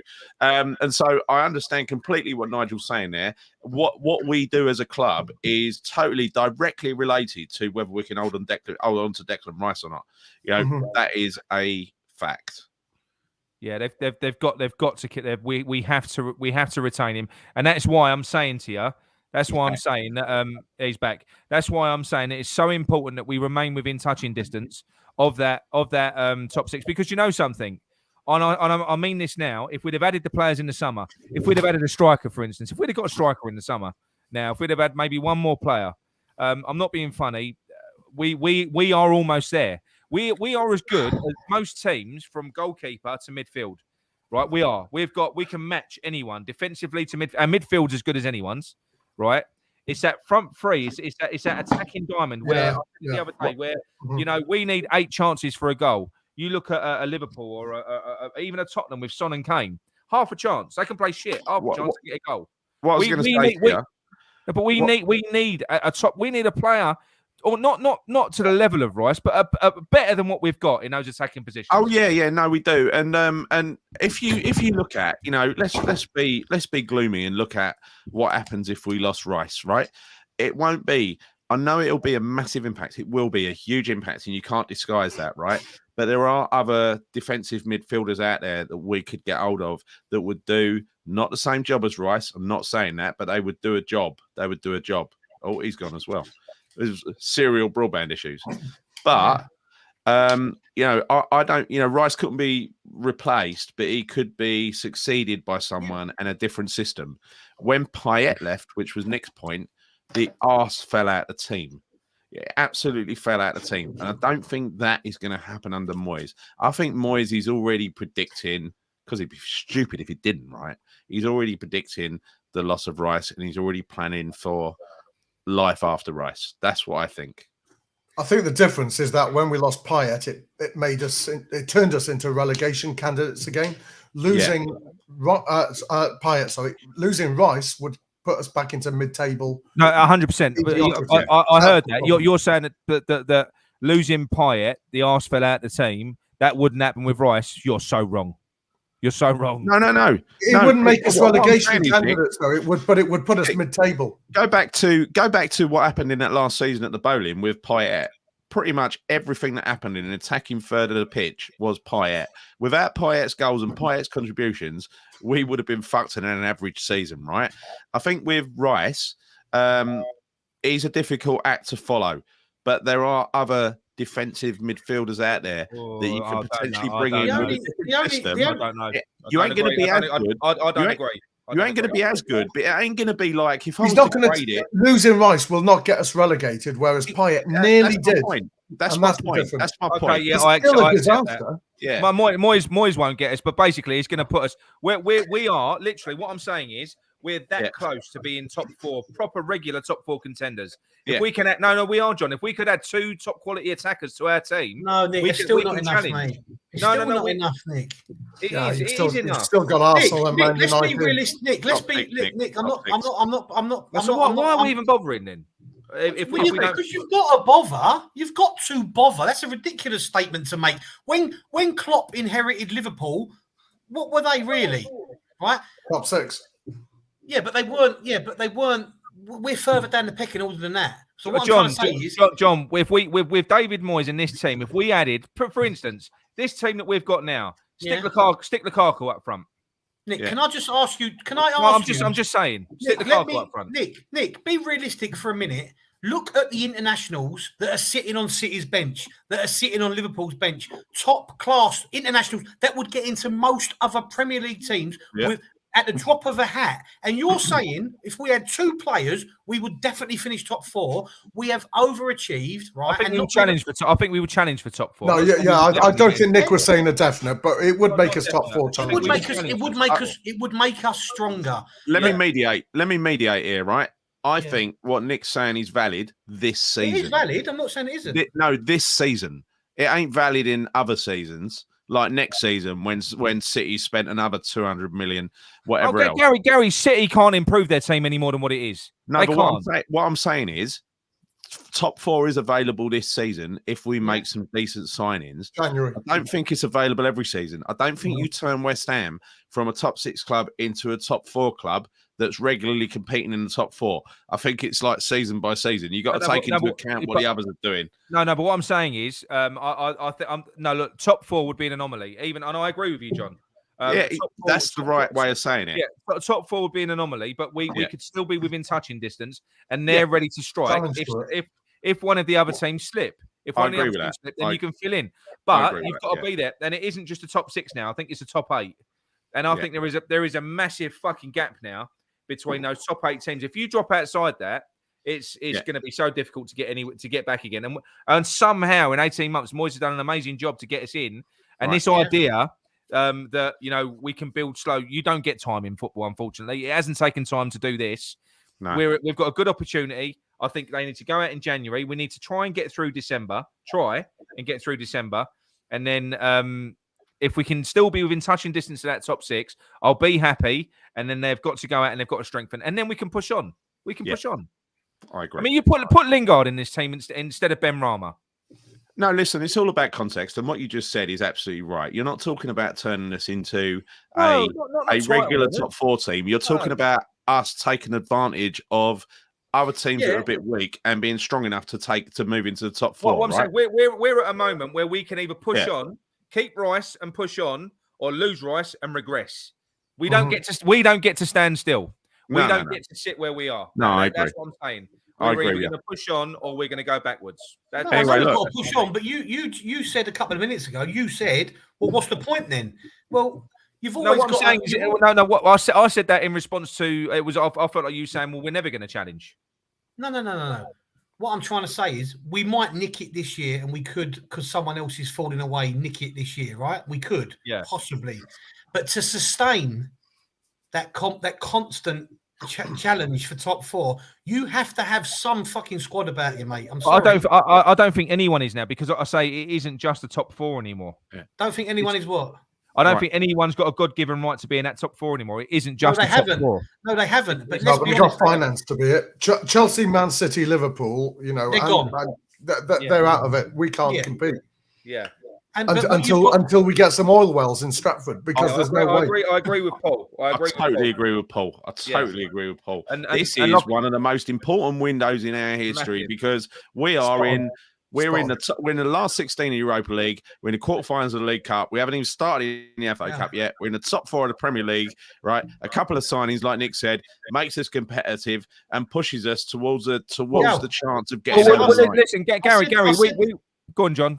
I said this to you two the other day in conversation. I said this is the most important transfer window in our history. I said that to you. It's not a history. It either pushes us on. I think it is, Gary. I think it is. No, it is in the context of progress. But when you look back, in the context of progress, Gary.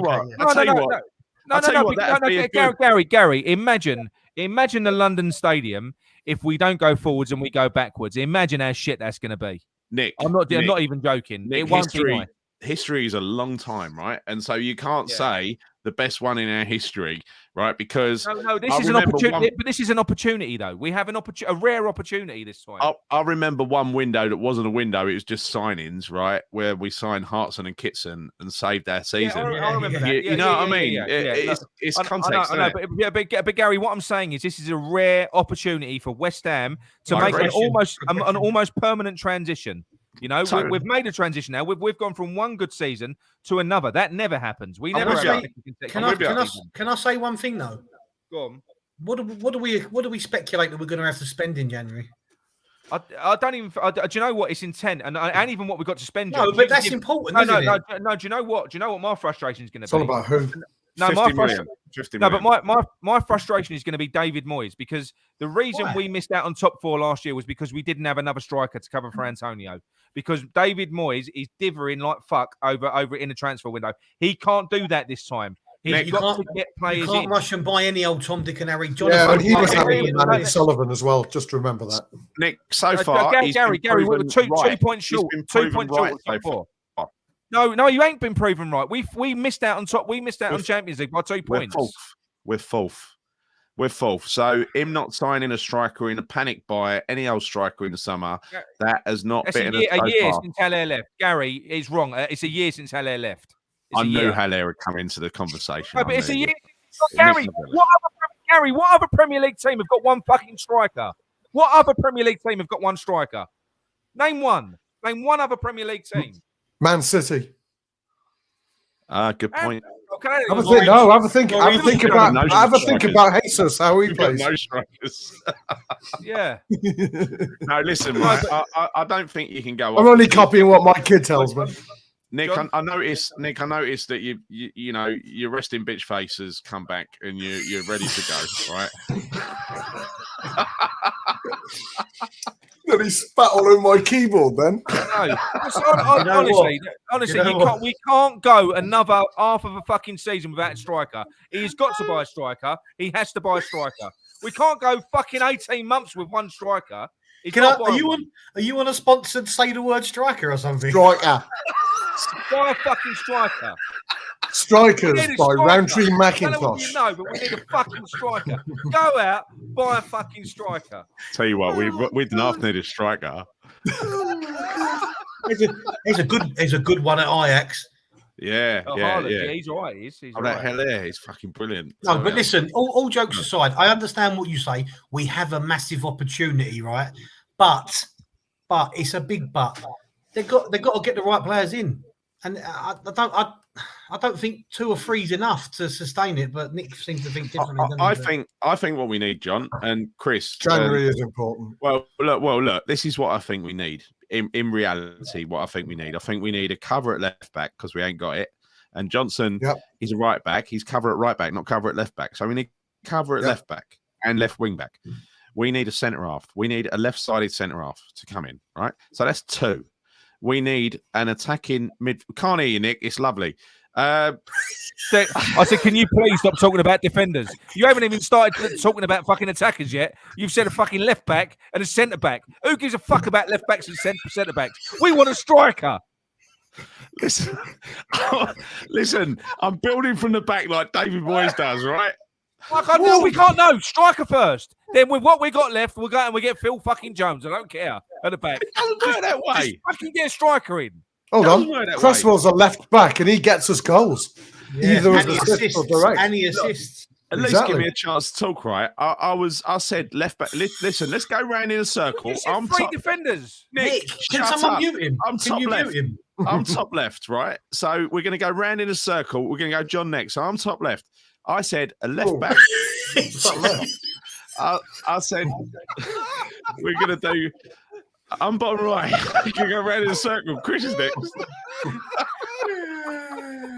Right. What the hell is in this? I said we need cover at left back. That doesn't need to be an expensive player. It just needs to be a cover at left back and left wing back, right? We need a centre half, left sided, probably a Tarkowski or someone like that.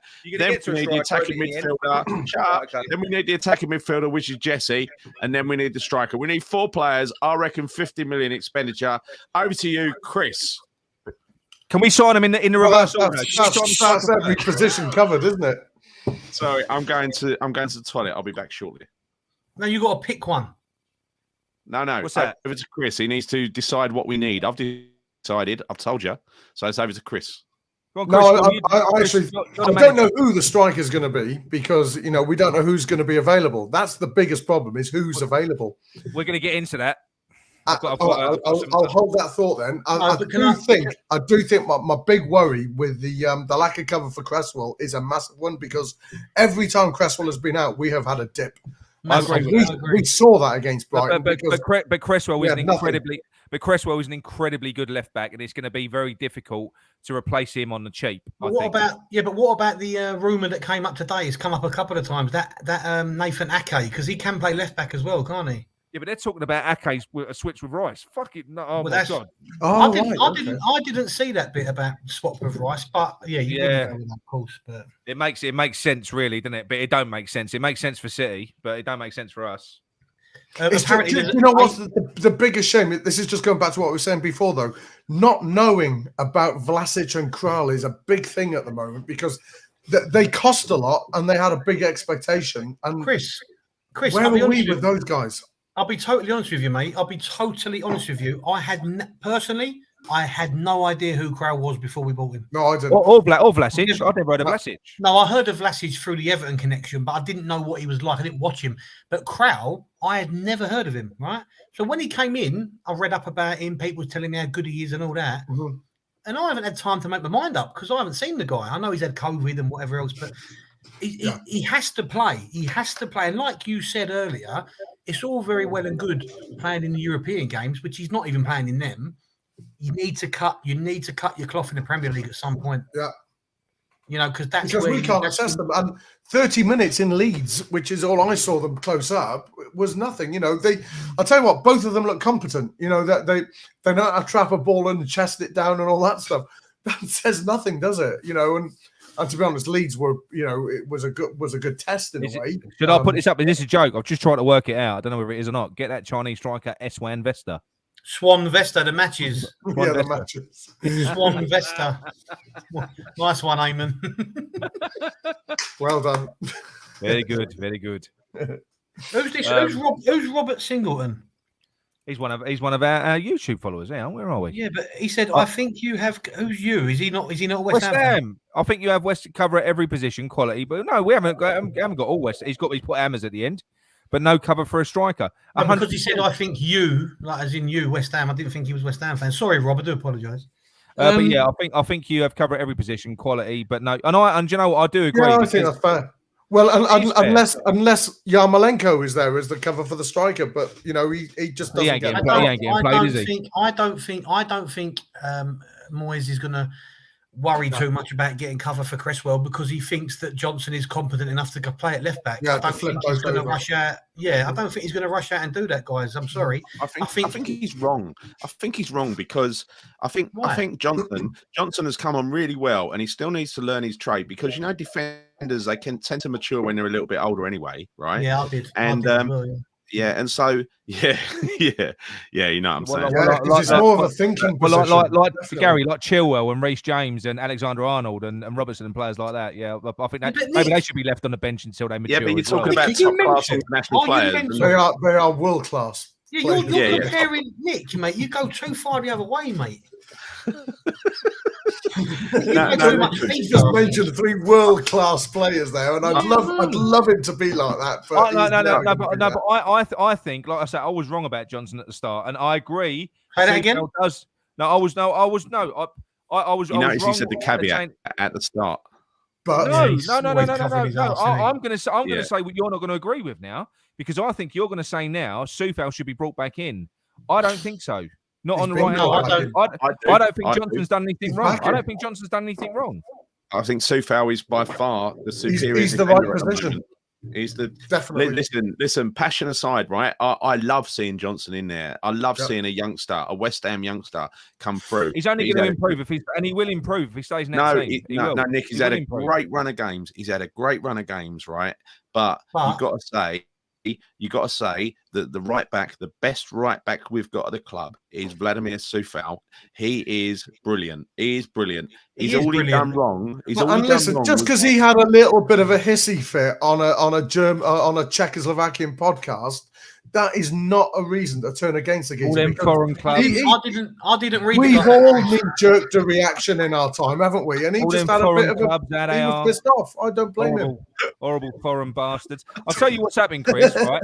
I'll tell you what's happened. Right? We brought one check in. That's fine. We brought another check in, and then what happens is when you bring people into a different, like people from a different culture. Is he going to start talking about Brexit in a minute, Gal? No, you brought 2 in, right? Yeah. 2 was fine. You brought 2 in. We brought Crowell in now. Now what I reckon we've got a little clique because they probably all gravitate towards each other because it's natural. They're all they'll probably. It is true. Do you remember Gabidon Collins and bloody Craig Bellamy in the same team? They started singing Welsh hymns in the bloody. Chris, that's Wales. They're Welsh. Now, but what I'm saying is, I reckon we've got a little. I'll tell you what we should do now. Stepping Stones Farms. No, what we should do now is go and buy another one. We should go and get another check just to add to it. I think. Well, we're getting another one, aren't we? What about the owner? Yeah. We'll just get let's get an owner. No, Loschek is coming for about £3.50. Can I just say, this news item was our expectations too high, and Nick has proved yes. Yeah. So this is still the news item, and that is the end of the news. All right. Okay, John. Quiz time. Who's it aimed at, Chris? No. If Nigel's still, he's probably asleep, Nigel. So I'll tell you, we'll do it at Chris. But whoever's in the chat, I'll tell you what we'll do. Have you got a pen and a pad? Bring the chat in as well. Have you got a pen and a pad, Chris? Most people say a pad and a pen. Have you got a pad and a pen, pen Chris? and a pad. Have you got a pad and a pen?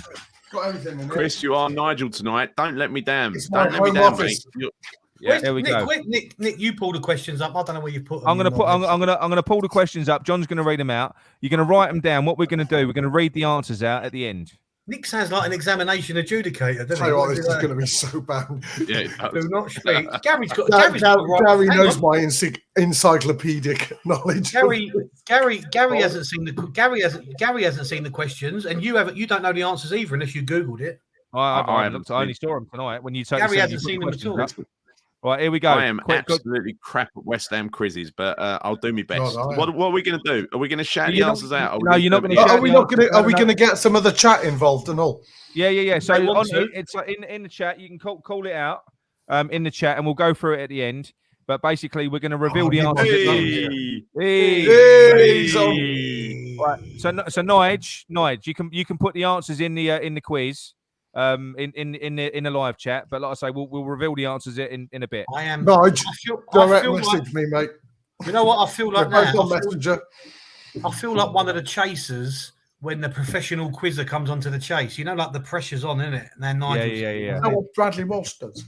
What chaser are you though, John? I'm the good-looking one. Is there a good-looking one? No. We're West Ham supporters. There's the big good-looking supporters. It looks a bit like who was the bird? The Beast.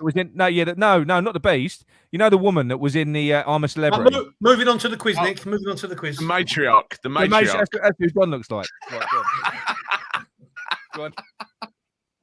Okay, this is an easy starter, right? However, it's a 3-part question. Who scored West Ham's first ever Premier League goal? Who was it against, and what was the final score? I was there at that game, by the way. I know Nigel will know this, but this is a starter. No, second daughter was being born. How the hell am I going to know this? On that day? Don't start making excuses, Chris.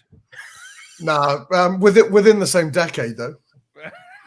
That's it. The governess. Nigel just called me the governess. Get him off. Nigel, go back to bed, mate. Nigel, go back to sleep, mate. Yeah. Hold on, let me think of the. All right. Nigel don't know the answer. That's why he's still making jokes. He don't know the answer. I've done him already, mate. I tell you. Right. You know, Nigel. I reckon what he's doing is. I reckon what Nigel's doing is he's messaging. He's googling. He's genuinely not, and you'll hear by my answers that there's no way Nigel will have contributed to. I reckon he's messaging Sean Whetstone for the answers. I think. No, Nigel's one of those people. Nigel's put the answer in. He knows it. He's got it bang on. Nigel is one of those people. John, don't say it's right. You're not allowed to say it's right till the end. Okay, Nigel, you're not right until the end. Go. Next one. Aaron Cresswell joined West Ham from Ipswich in 2014, but can you name the club he began his professional career with? It's your fucking spelling. How's that my spelling? I've done a cut and paste from WhatsApp. You're both useless. Oh, this is okay. I think Chris knows this one. Chris, no, I don't. But I know where he's from, so I've made an educated guess. I've made a guess. Accrington Stanley from the advert. Oh, Jesus Christ, how did you know? I knew he'd go for the advert. Right. You know me so well. Right. Next one, John. Are you ready? I'm only reading, Nick. It's very easy, mate. Go on. Which West Ham goalkeeper has had most Premier League wins? Ludek Miklosko or Rob Green? Well, I think I know that one. That's a tough one, mate. It's interesting to think how long they played for the club in the Premier League as well, isn't it? Do you know what I mean? Because they both played for West Ham. I've got to say, outside the right? Premier League. I didn't expect to get any of these questions, but if Nigel's right, then I'm right as well. I guess that one. Gary, you're basically copying what Nigel fucking. Well, where's Nigel actually? Hold on. Is Nigel sending you the answers? Nigel, WhatsApp me directly the answers. Don't put them in the chat.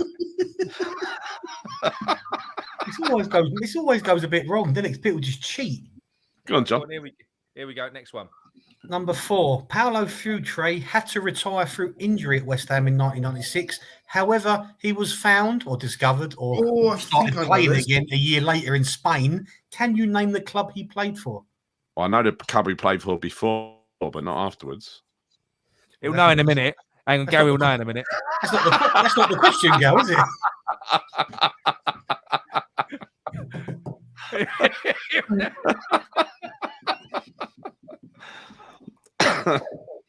I reckon you got Nigel on that one. I reckon I've got this. He's googling very tough. He's googling quickly. I'm going to guess the Spanish side. I'm going to guess. I'm slightly Spanish myself, so I think I know the answer. Are you slightly what? I'm slightly Spanish myself because I like Spanish music. Slightly drunk. Right, next one. So out of order. This is a really self-indulgent question from I like this question. This is like going to throw a curveball. What do Steve Potts, Alan Dickens, and myself, Virgil of the Marshes, all have in common? You've all played at Marshes. Apart from being good looking. Right, you got that? Nigel's gone quiet, mate. Nigel, I think I've done. Nigel don't know that. You've screwed Nigel on that one. You've screwed him. Hang on, Chris thinks he knows. Yeah, I'll tell you what, being vague is always a good thing in life. Nigel's blaming COVID for his loss of memory. Yes, Nigel. Fucking hell, Nigel. I don't like Nigel. I don't like Nigel anymore. Athletic. I really hate this segment. Why are you cracking up, Nick, like you're Usain Bolt or something? I am a physical specimen. Why is he video muted himself as well? Oh, sorry. Because he's working out. I thought you were filming yourself in the toilet or something. He's Googling. He's fucking Googling, isn't he? What's that say? WTD. What? I know the answer to 5 night. Canning Town Len knows the answer to 5. Yeah. How does he know? He's only ever drawn. Hang on, Len. Len, all 5. He's drawn all of us, I think. Len, do you know the answer to all 5 or question 5? It's a bit long waiting for someone in the chat to post to reply to your direct question. Or is there a bit of a delay? There's a bit of no, they just might be. No. All right. Chill. Okay. Chill out. Gosh, I've been a bunch of scousers. Calm down, lads. All right. For fuck's sake, chill out. Hey. Nick needs to calm down. What the? Oh, Canning Town Len got it. Bastard. Sorry. Oh, fucking hell. Len. They're one of your own. They're one of your own. Len, but like me and Len, we speak a lot on emails about printing costs and all that. Oh yeah, sure. I'll tell you what. I knew that Potsy was one. I didn't know that the other one. We haven't revealed the answers to the message. Oh, hold on. You're not talking about football teams, are you? Right, that's enough. Right, we're going to move on now. I'll tell you what we'll do. We'll reveal the answers after the quick transfer section. Okay. Oh, can we have an advert break? Can we have an advert break like they do on Who Wants to Be a Millionaire? Just to no advert break. No advert break. I'll tell you what. There you go. There's an advert. Oh, there was. Like no illegal screaming in there, Nigel.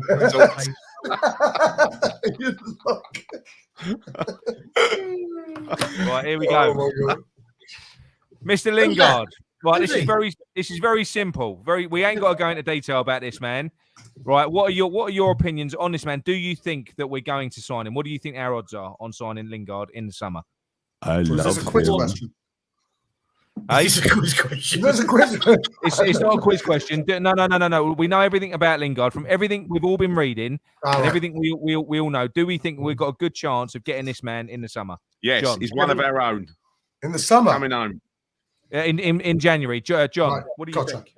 I think it's 100%. It's got to be, isn't it? He's sitting on the fucking bench at Old Trafford doing nothing. What's the point? I think he's coming to us all day long, mate.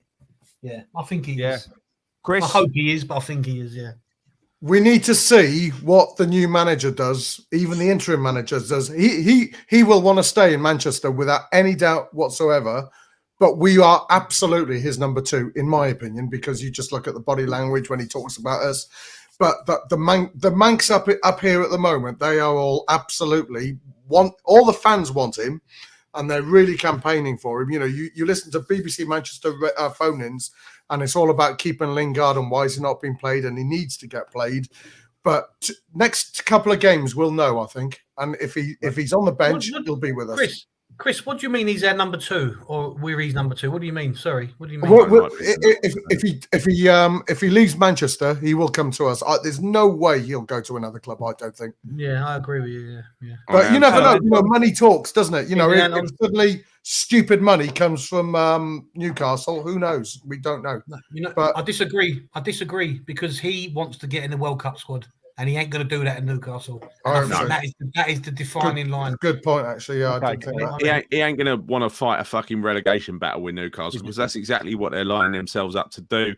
I think he loves it at West Ham. I know we're his second choice. I don't like being called a number 2. That has connotations. But we are, we are definitely his second choice beyond Man United. I don't think a second interim manager after Carrick or the third manager they've had of the season is going to make any difference whatsoever because that guy can. Yeah, they're taking too long. Yeah, but that guy can just pay him lip service in the same way. Yeah, no, I agree with you on that. Service, right, and just say, "Oh yeah, you'll get games, and then he gets no games, and then he's in the last few months of his contract, and he's missed out on the World Cup. And let's be honest, that is the last ever World Cup he'll have a chance of playing in. Yeah, at that age, definitely. Yeah. How old is he? 28. 28. Yeah. So Gary, you think that we've got? Because I think we've got an amazing chance of getting him in this window. I think he's coming home. He's coming home. Right, that's good. Okay, right now what we've got next? What we've got next? We've got 4 strikers. I'm going to whiz through now. I'll put the slides up, and what I've got is I've pulled off scout reports of each of the players because I've no fuck all about them, and I'm just going to read those out on each one. So the first one, or the first 2. We'll probably know a little bit about. So I'll start with the obvious, and that's going to be this chap. Who's although his market value is 15.3 million, we'll probably get him for 0.3 because of our lovely owner, and that's Adam Hlozek. And it's a bit of a common theme with these players. They're all tall. Hlozek is 6'1", and he's predominantly he plays mostly as a winger apparently. But he retains the dribbling abilities of a player much smaller than his stature. He's much better suited to playing as a centre forward, where he's played the majority of his minutes this season. He's a player who can score an assortment of goals, curled efforts on the half turn, taking it round the keeper to score absolute long range belters, soaring headers. He's got it all. For such a young player, Hlozek has a variation in his movement typically seen by players at least a couple of years his elder. On the counter attack, he can play off the last man. But has the know-how to hold his runs to stay on side, a skill which many players never fully learn. Inside the box, he knows when to stay still, when to move, and at which moment to latch onto a driven cross. It helps too that he possesses tremendous finishing. So that's an official stat I've downloaded that from. So that's from true. What you've seen and what you know of this player, if you know anything, what are your thoughts on Hlozek? Do you think that he's going to be the one?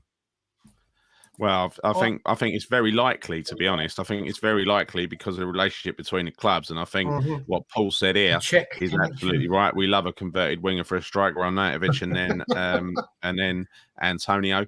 19 years old, though. If he's got all of the assets that you described just then, and he's kind of a man beyond his years and stuff like that, it would be potentially a good signing. Can he make the transition? You know, thinking Vlasic, thinking Krau. Who knows?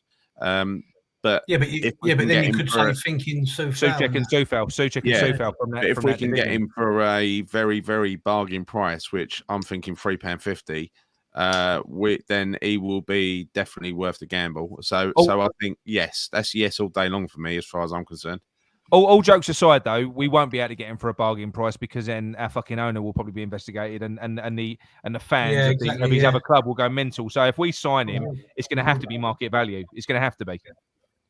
What's the market value? 15.3 million. Yeah. So 20 million euros for a Premier League club. That's peanuts, isn't it? No. Yeah. That's right. So what I'm saying is, at that age as well, 19 years old, he's a player probably that I think Moyes would like, because we know that Moyes likes his favourites. So I think whoever Moyes brings in, I think he's going to want to play in the as an understudy to Antonio at the start, because we know he's loyal. So. Is he born in the same place as Soufal, Ivanici? Oh, I don't know. I've got no idea. No, I think he is. I think I read in that article with Soufal. So you'd have to expand that picture a bit. But has he got mad dead eyes like Soufal? No, I don't think so. No one's got mad dead eyes like Soufal. He looks like he's fucking out of his nut all the time, doesn't he, Soufal? He's quite a good-looking fella. He's quite a good-looking bloke as well. All right, John. Yeah. All right, that's for another pod. 4 goals so far with this season. 4 goals from 12 appearances. He has no. He's not been free scoring this season, but last season he was. Yeah, but what they're saying is they reckon they reckon he knows that he's moving. Apparently, his performances have dropped off. And Liverpool were in for him last year.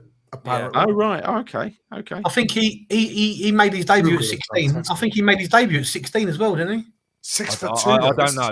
I'm not going to pretend that I know. It's an early developer. I think I watched it on someone's. Might have been Stel, that Greek fella, the other fella, the Greek guy. Yeah.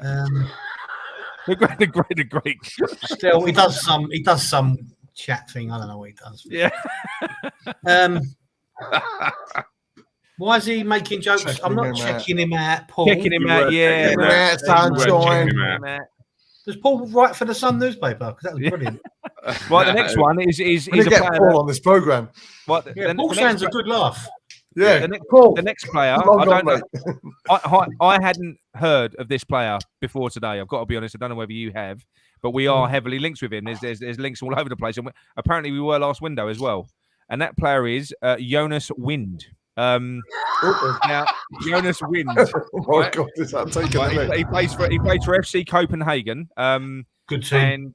And again, I'm going to read out the scout report. Okay, so it says starts at the top. This is probably unnecessary, to be honest. From Erling Haaland to Alexander Isak, we've seen plenty of young Scandinavian strikers impressing Europe's top 5 leagues over the past few seasons. The next player to emerge on that list is looking like being Jonas Wind, who at 21 years of age looks set to become a key player for Denmark at the national team this decade.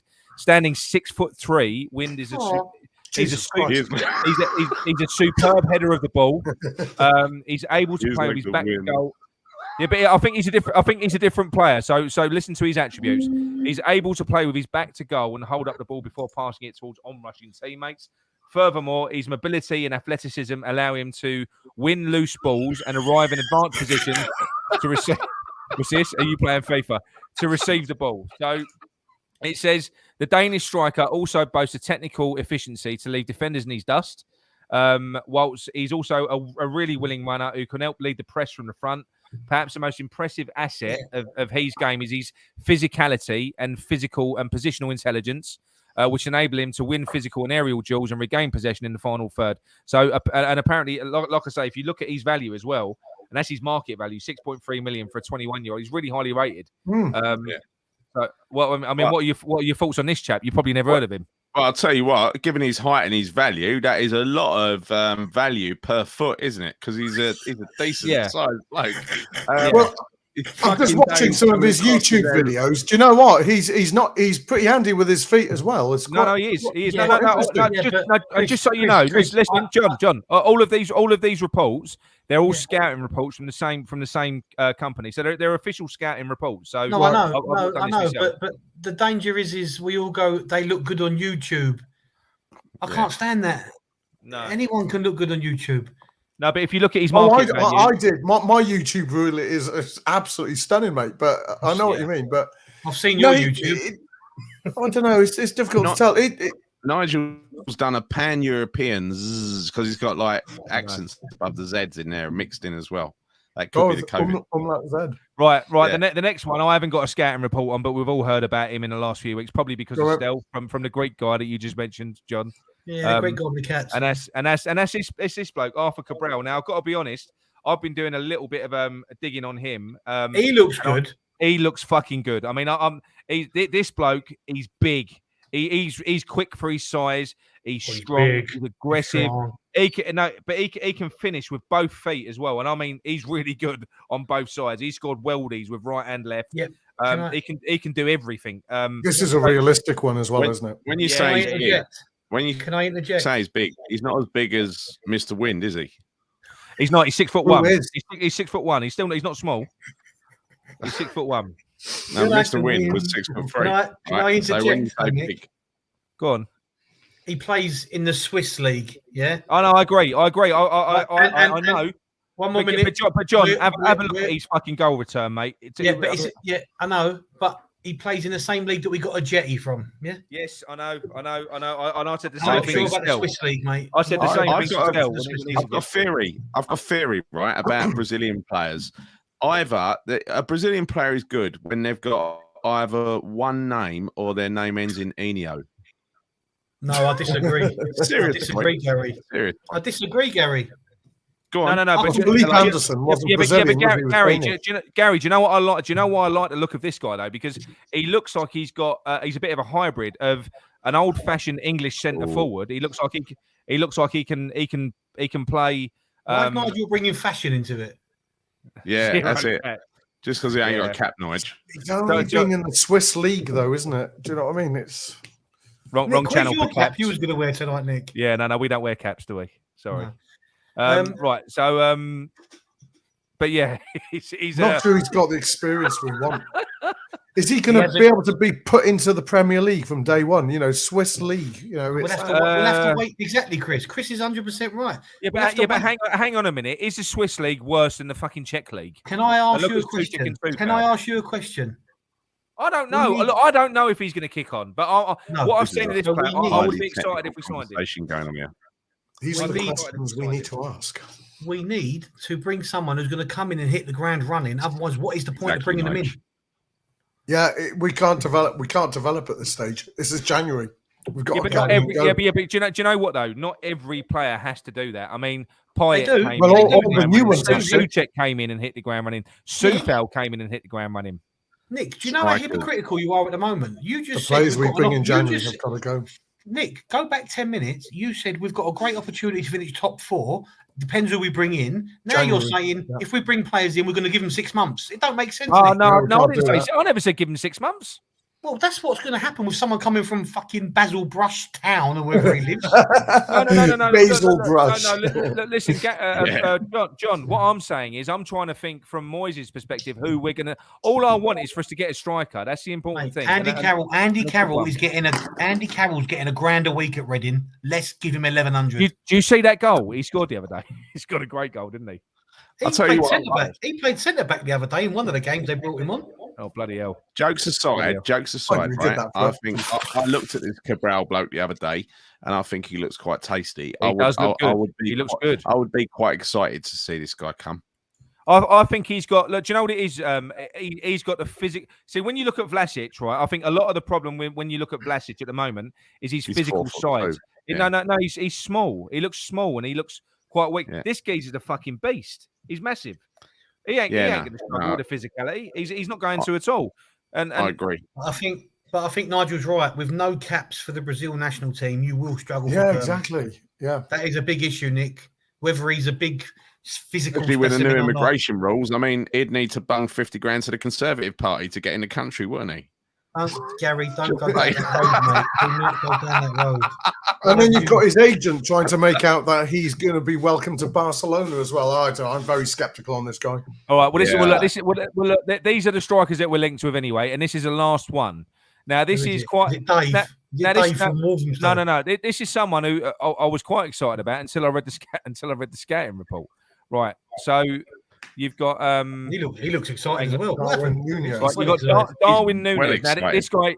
Now, this guy, Uruguayan, really highly rated. He's a bit of an animal. He is a bit of an animal. That this guy is physical. He's got a pepperami, basically. He's not a pepperami. He's a bit of an animal.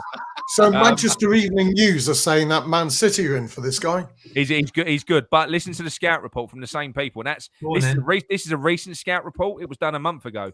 So Can you read it out? Can you read it out a bit more excitedly, though? A bit more time. Yeah, put some emotion into it. Well, if you shut the fuck up, I'll read it out. Right. Physicality-wise, you won't find many more interesting profiles than Darwin Núñez. He's got pace. He's got acceleration. He's dynamic. He's strong. He's got it all. On the ball, he's decent. God, but there's still David a lot Sullivan's of just come onto the call. Hang on. On the ball, he's decent, but there's still a lot of room for improvement, right? Especially when he's put under pressure. I've seen many situations, right, in which he lacks the calmness to make the right decisions, and I don't feel, right, like it's like having Callington Len doing the impression. I've seen a couple of games from him, right, and he's always a different player.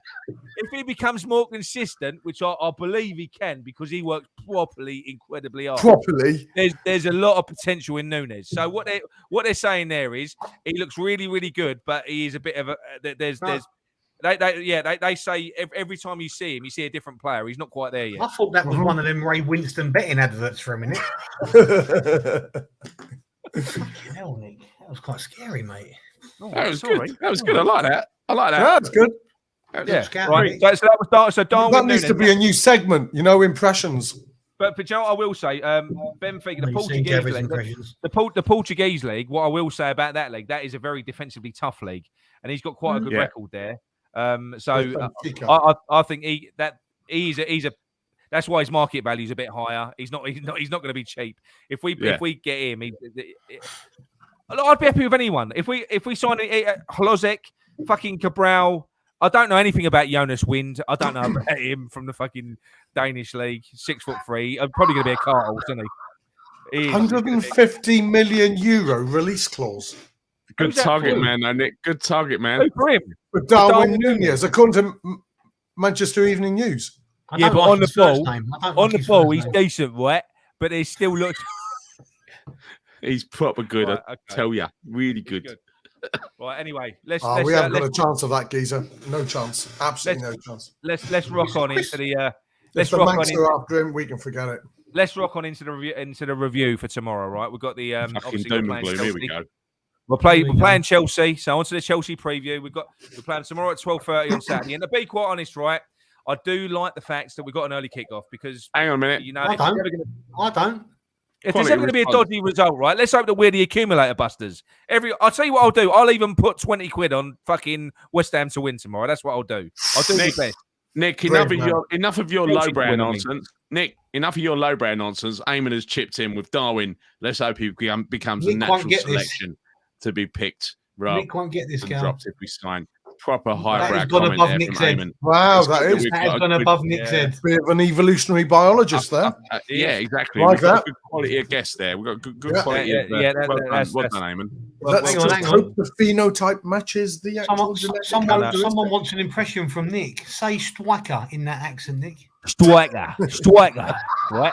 Paul Summerville, we need a striker. Nick's got his own fan base. Right. So anyway, right. So I love a striker. Oh, I love a striker. John loves a striker, especially yours, Nick. What he could do with a couple of Nick. I remember this a few weeks ago in the last 10 minutes of the segment. There's nothing wrong with appreciating so back to where we were. Well, just let me whiz through this because I don't want to talk about this fucking game for too long. So Chelsea are looking to stretch their advantage at the top of the Premier League table to 4 points when they travel to fourth place West Ham on Saturday afternoon. Chelsea are off the back of a 2-1 victory at Watford on Wednesday. Well, as we know, we were held to a 1-1 draw by Brighton and Hove Albion on the same night. A victory over Chelsea would lead us nicely into back-to-back away games against Burnley and Arsenal, but a defeat would certainly leave us vulnerable, with plenty of teams looking at what they are closing in on us. West Ham, we've lost both league matches against Chelsea last season, including a 1-0 defeat at the London Stadium.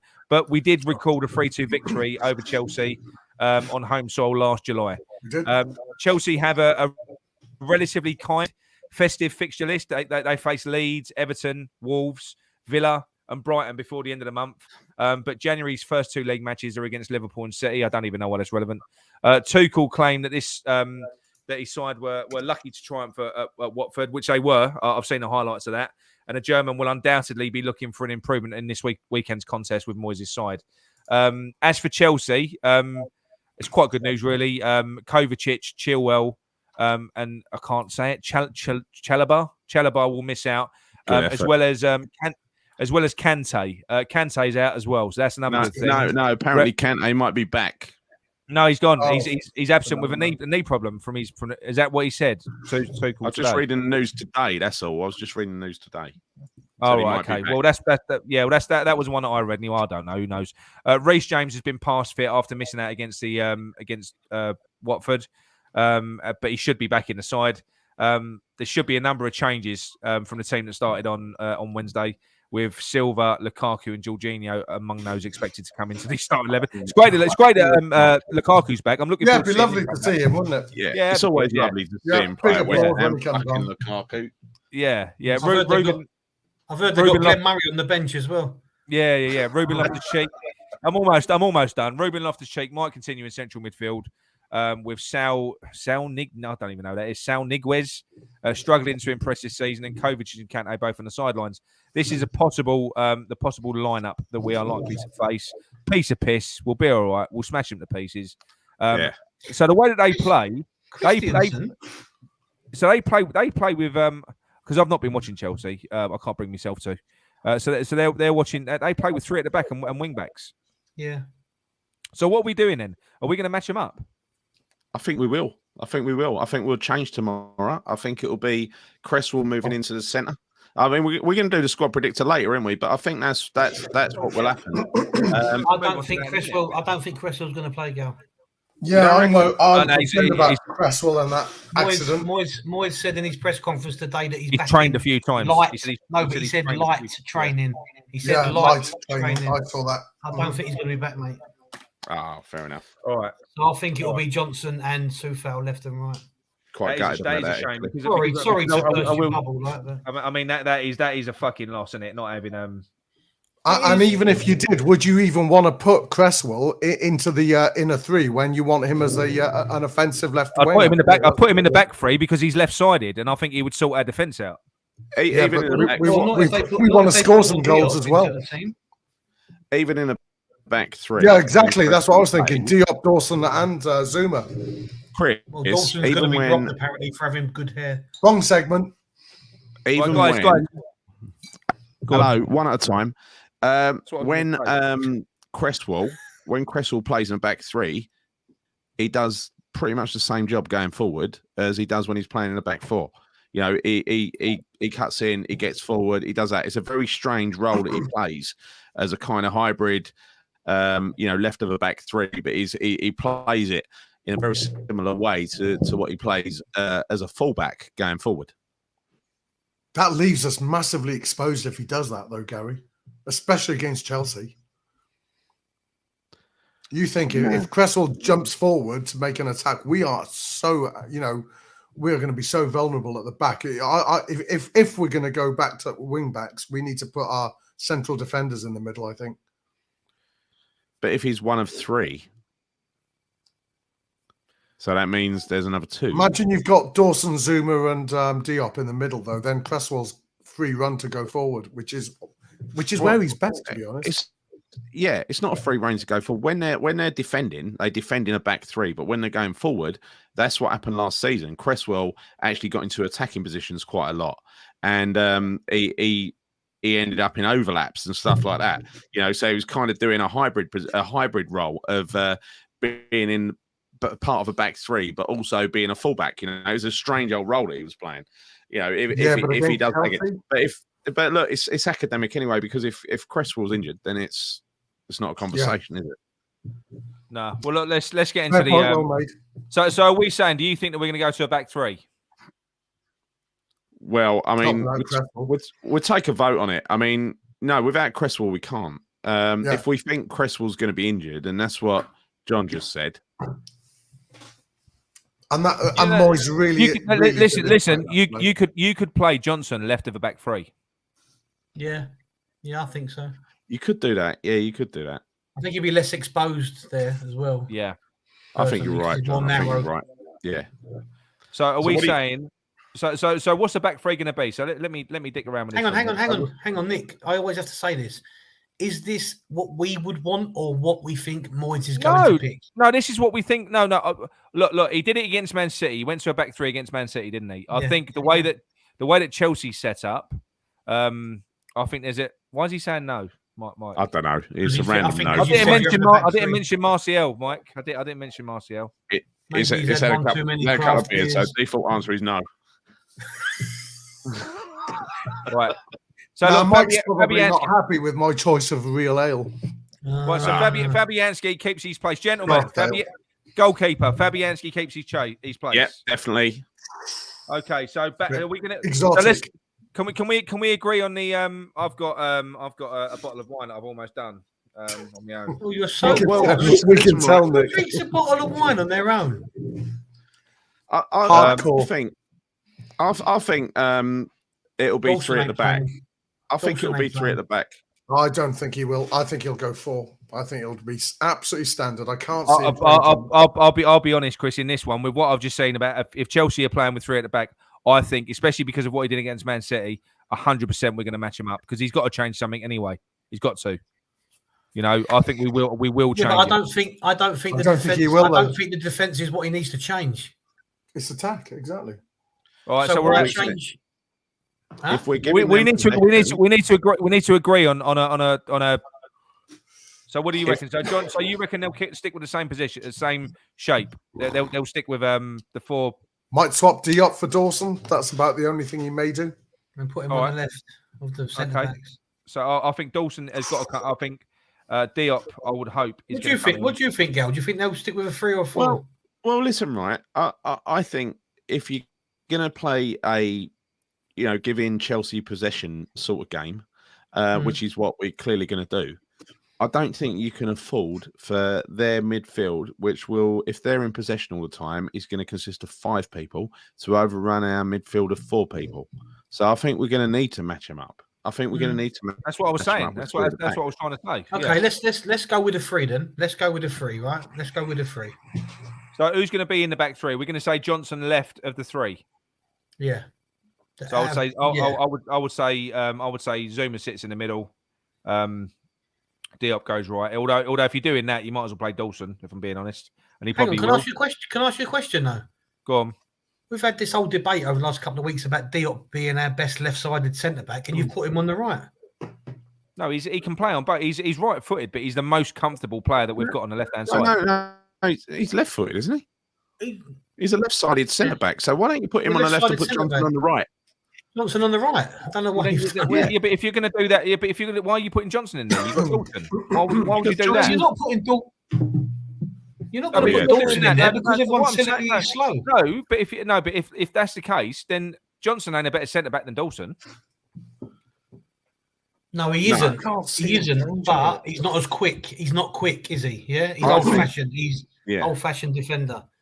So you put Johnson there. What, Johnson on the right-hand side? Of the 3, yeah. Right. Better than the left, surely. All right. That's fine. I'll go with that as well. If he's going to That's going to be a really interesting layout because they've never played like that, have they, at all? No. But it's not a wrong thing to do. No, not at all. So Soufal on the right. So look, the interesting one here is going to the interesting one here is going to be get the fuck out, you. Right. That's yeah, no argument on that one. Get out. Right, so who's playing on the left-hand side? Is that going to be Arthur? Get the fuck out, with all respect, of course. Yeah. Get out. Nick's with all love. Bin icon off, otherwise it'd be dropping Ben Rama in the bin, wouldn't you? Honestly, brilliant that was. Right, so who's playing on the left-hand side? We know Soufal's right. So that goes without saying. Who's playing on the left? I don't know. If you look at the obvious choice, it can only be Masuaku, but I don't particularly want him there because people have, and I sort of forgot about Wednesday night when he was meant to be stopping, what's his name? Lamptey, stopping the crosses in and he switched off again. Didn't even look at him. No, and that's the thing, you see. You forget Masuaku sometimes how confused he looks defensively. He's probably confused. So that's the danger, isn't it? But then if you look at left-footed, left-sided players, we're lacking. So I don't know if it's going to be that. He's the only choice, John. Exactly, that's what I'm Masuaku. saying, yeah. He's all we have What left, is mine? unless you put Johnson back where, put Dawson back where Johnson was and bring Johnson over. I No hope one likes Phil's Johnson at the moment, watching. Chris. No one likes Phil, are Johnson you at the watching? moment. Look at Arthur. Look at Arthur. Look, he's in the team. Look. Do you know what though? Putting Arthur there, so Whoa. it's aggressive. It might work. Whoa. Huh? Yeah. Oh no! Look, if you're gonna play a wing back system, then you play Arthur. Lukaku. Yeah, he's a wing back, exactly. Never gives the He ball never gives the ball away. away. Always gives the 1, ball 2, away. 3, 4. Right. Oh, Okay. So there's Who's Arthur. Whoever- Arthur? Whoever started that song should be done for trade descriptions or something. you know what I mean? Yeah. It's a great tune though. Right. It is a Okay. great So, tune, I'll give you that. right, so moving I on. absolutely love the tune. Well, in this game, I've got no arguments because I think we're going to be playing. Suchek is better in games where we do play most of the game without the ball. That's why he was very good against Brighton. Yeah. No, he does because he drags people. He really does. What I'm saying is he was really good the other day, and I think he's better when we're out of possession than when we're in possession. And I think that's going to be the case. Like John said earlier on, regardless how we play, I understand now what John was saying. We're probably not going to have much of the ball as what we would like to have because Chelsea will dominate. Therefore, that has to be Rice and that has to be Suchek, and they have to be being good boys and holding the pair of them. Yeah, there's no argument there. No, they've got to be holding in this one. Yeah, so they select themselves, those two. So now the interesting one now. What the fuck do we do now? I think you put Noble in the number 10 role. Honestly? No, of course not, for fuck's sake. Jesus Christ. Well, no, John. I'm joking. Of course I'm joking. No. Look, in the 90th minute, I think John's right. Well, look. We know. Especially this for a penalty. We know this man's going to feature, and I hope Signor Lanzini that this man is going to feature as well. And he goes right in the middle. That little fucking genius. Stick him in the middle of the park. Yeah, absolutely. That would be my choice. That would be my choice. And I tell you what, Moyes, how about this? Play fucking Bowen on his strongest side for a game, and play him on his strongest side. So that when Manuel Lanzini picks the ball up here, right here, and he threads the ball through to Bowen over here, and he fucking latches onto it first time, it's on his strongest fucking foot. This is very important, Nick. Where did Bowen play for Hull? Nick, left or right? Nick, this is very important, Nick. This is very important. Go on. You've got 12 players on the pitch.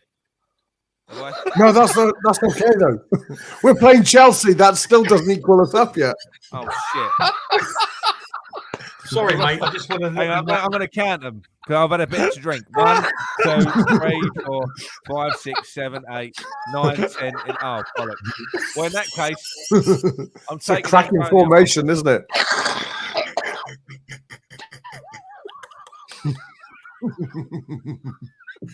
Who put him in charge of a football show? I'm moving the pitch. Hang on. Nick, do you get any complaints from the other parents when you take your kids to do football? I manage the team, Chris. I know. That's exactly why I'm asking. That's what he's saying. I used to get the same kind of complaints as well, but I actually don't get any complaints. I'm a fantastic. You know what? Hey, Chris, what are you doing playing your son when we've now got 14 on pitch? Can I say something? I totally agree with Bowen up front now. I've listened. Yeah, I think so too.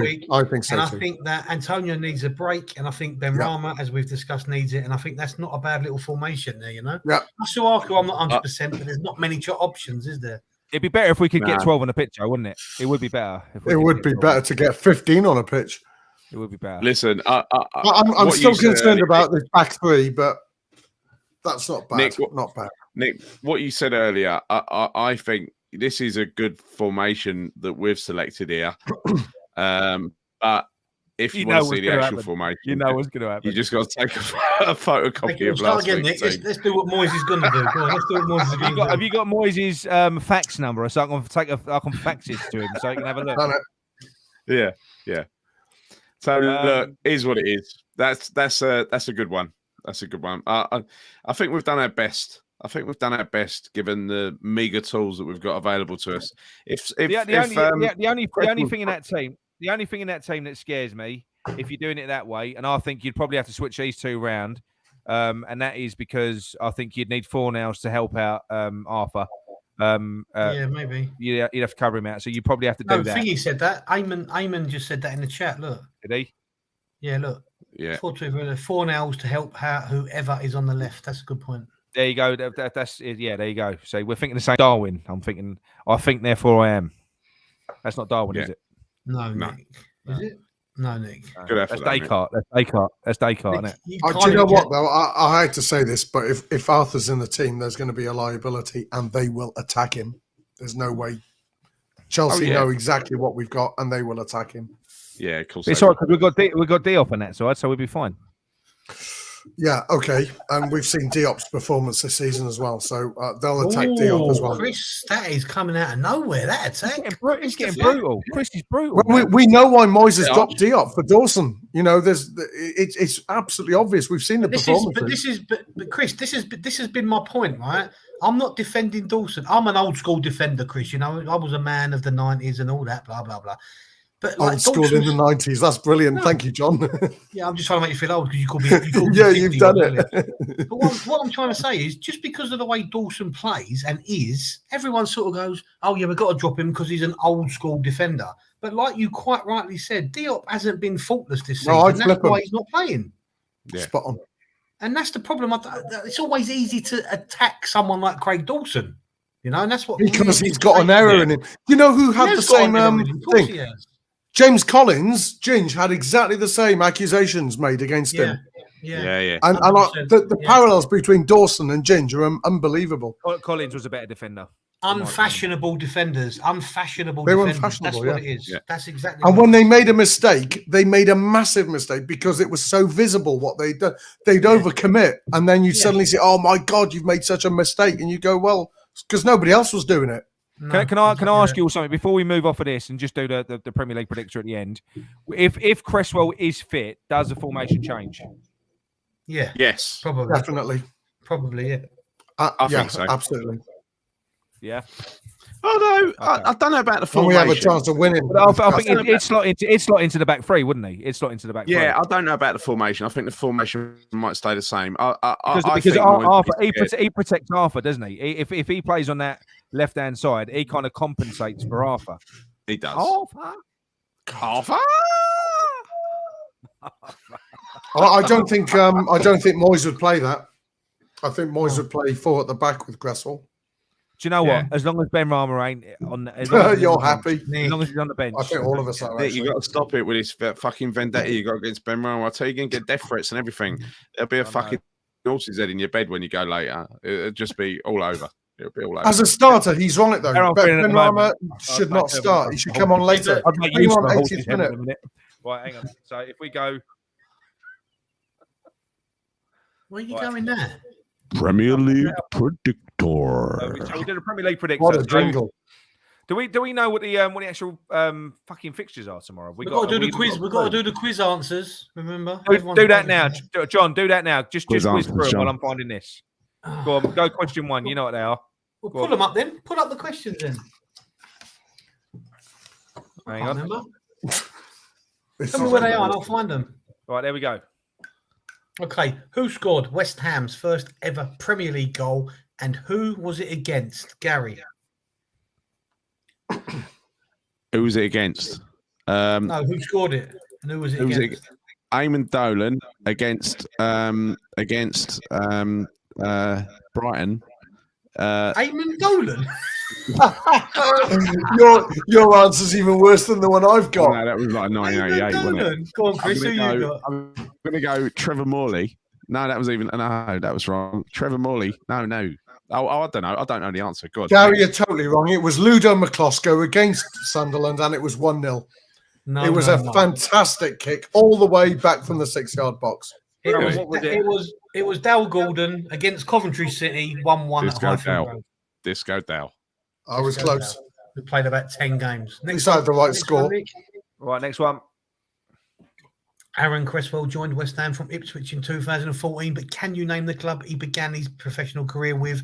Chris first, because I know he's wrong. Well, I did have Altrincham Stanley, and then I saw that it wasn't right, so I've gone for Ellesmere Port.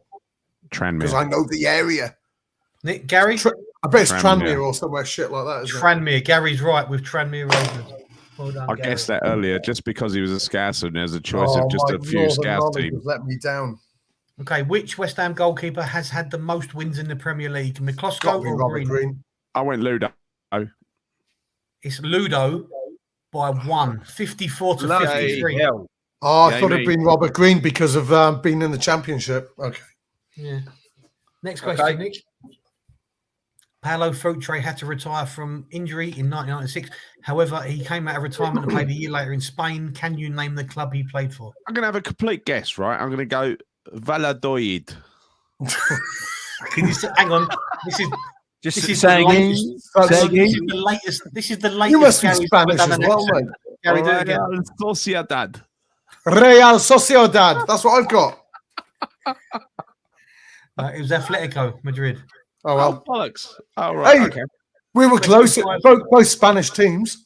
Yeah. Yeah, but that was in the question. Which Spanish team? I mean, Fair point. Fair point. That is My fair point. suspicions were aroused with Paolo Futre when he described his move from Real Madrid to West Ham as a dream move. Do you not think that was true, Gal? No. I think I have my It's suspicions. almost- Nick. I have my it's suspicions. it's almost the same as when a player goes, "I always wanted." Nick, to you've play gone for this digital club." again. Hey, Paul, what are you Here we fucking go. talking about? Here we go. Last question. Last question. Look, I think Gary's having a stroke. He's having a stroke. Oh, fuck you. Go on.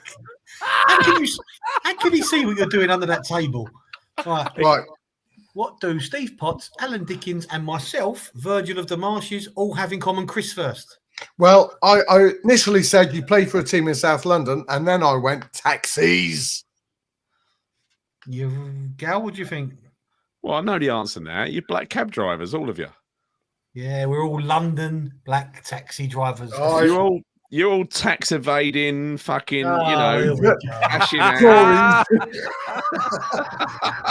Sorry, sir, my chip and pin ain't working today. I can only take that. No tax on cash, mate. No tax on cash. He's got an old sock over his chip and pin machine. He has. He's got a sock over it. He's got. Cash is king. Cash is king. Can I play my card? What's that? What's that on the back of your cab? Sorry, mate. Someone to say about card. Hang on. The camera's not working. Mate, 90% of my fares are in card. Let me tell you that much. with a 1.25% commission. Here we go. Don't tell me you run the card machine thing as well. I actually do. Anyway, that's another conversation. Right, Here we go. Okay, we go Chris. We go Chris first. Do you know what? Oh, Nick, go on. Where's your video, Nick? Right. 2, 3. What are you doing, Nick? What do you mean? What video? Well, you're the Turn main your video host and we back can't on. see you. Why are you doing that? Because you look like Jim Royal. Why are you doing Because that? he keeps on going to the... Oh, no, he's back. Right, so West Ham 2, Chelsea 3. Oh, Oh, for Chris. fuck's sake, get him. Who invited Chris on? Hang on a minute, Bring Chris. back You're not. Nigel. Chris, you're not allowed. You're not allowed. John, what's the score going to be? Fighting that off, you, Chris. Well, Fuck off, Chris. oh my God. Fuck It's like, off, Chris. it's Hang on a minute. Privileges. it's like being on a Russian podcast here. Oh, Chris, No one ever predicted. Are we not West allowed Ham to? Are we not allowed to say what we think? No. No. Right, No. John. Not how it John, works, Chris. what's the score going to Oh, be? it's like being living in Russia. Can I just say something though? Chris is prepared to get up at 6:30 in the morning and leave. Yeah, to come and see Come this to a shit. defeat. That is what we have to Mentalness. put up with. Chris, I'm still not Mental. going to let you pick the score, mate. Not after that. Right, John. Paul- what's the Let me score? do Southampton then. Exactly, Paul Paul. is living with Traitor. Chris. He's a traitor. Traitor. He Is. might be leaving at 6:30 in the morning, but Oh, he's a what? traitor. A West Ham supporter thinking we're going to lose. Oh my God, that's really fucking unusual, isn't it? 2-1 50 years of West Ham. supporting this shit and we've 2-1. never lost a game. 2-1 Man, West Ham. John. Cut him John in. knows how Cut to him. play the game. Cut him. Well, go on, Chris. You can have Cut West Ham. Southampton. That's your fucking punishment. Southampton. Oh yeah, well, as somebody who lived in Basingstoke, right, 0-2. Right. Hang on, what have I done? He's pressed the wrong button. I There you feel go. quite. Perfect. I feel quite squiffy. Right, Gary. Newcastle versus Burnley. Burnley. Burnley. 1-3. Newcastle win, I reckon, on that one. 1-3. You reckon? Burnley are on form. Ooh. Yeah, they are. Yeah. What, they scored a goal? Well, I've got an easy one. We all wondered defense. what Mike would predict for this, didn't we? Right. Watford. Right. John, Watford versus Man City. Oh, well, fuck me. That's an easy one. I'm gonna go for a 1-1. Really? 1-1, he said. I'm going for a 1-1 because I don't think Watford they're not great, but they're not bad. And I think They're not mugs, definitely. Yeah. Do you know what? I'm starting to Man feel City, it. slap 'em, man. Because you remember on our Facebook group with James McFadden, who was always backing King. He's on fucking fire at the moment. King, isn't he? He's not on fire. He got 2 points last week. He's not on fire. Yeah. Do you do fantasy football, Nick? Do you? He's got 30 goals. He's got 30 goals, hasn't he? He's got 30 goals. 5 goals so far this year. Oh, shut up. Right, Chris, Leeds versus Brentford. 0-0. Who's it? 0-0. 0-0. Boring teams. Right, Gary, Man United versus the Palace Ultras versus Nigel's. We're Palace. We're Palace. We're really quick. 0-1. You reckon? Oh yeah, no, do you know what? I hope so. Fucking hope so. I know. Where is it? How's it go? Like that. Oh, fucking can't do it. Such a brilliant thing. A lot of break their fucking drum, wouldn't you? That stupid thing they bring in. They've got lovely rhythm, though, haven't they? Lovely rhythm. Lovely. Right, John, where have you gone, John? We need you for the predictor. Nick's got a better northern accent than I have. You know the fucking rules. You know the rules, John. Yeah. You know the rules. Yeah. Oh, I know the rules. I know the rules. Are we allowed to do Tottenham scores? I'm gonna say Minus. Chris, don't get involved because you just told West Ham are going to lose. All right. I'm going to say. I'm going to say Tottenham 1, Norwich 1. Ooh, I'll take that. I would have called a draw. I'll go 5-1 Norwich. I'll take that. I would go 5-1. Yeah. Do you know what? That's it. Tottenham drawing is as bad as me saying West Ham losing. Almost. Don't even go. Almost. Yeah, nearly. Let's try and reflect your deficiencies on John. That's wrong. That's all wrong. Bang out of order, Chris. Bang out of order. I liked you, Chris. I liked you until that moment.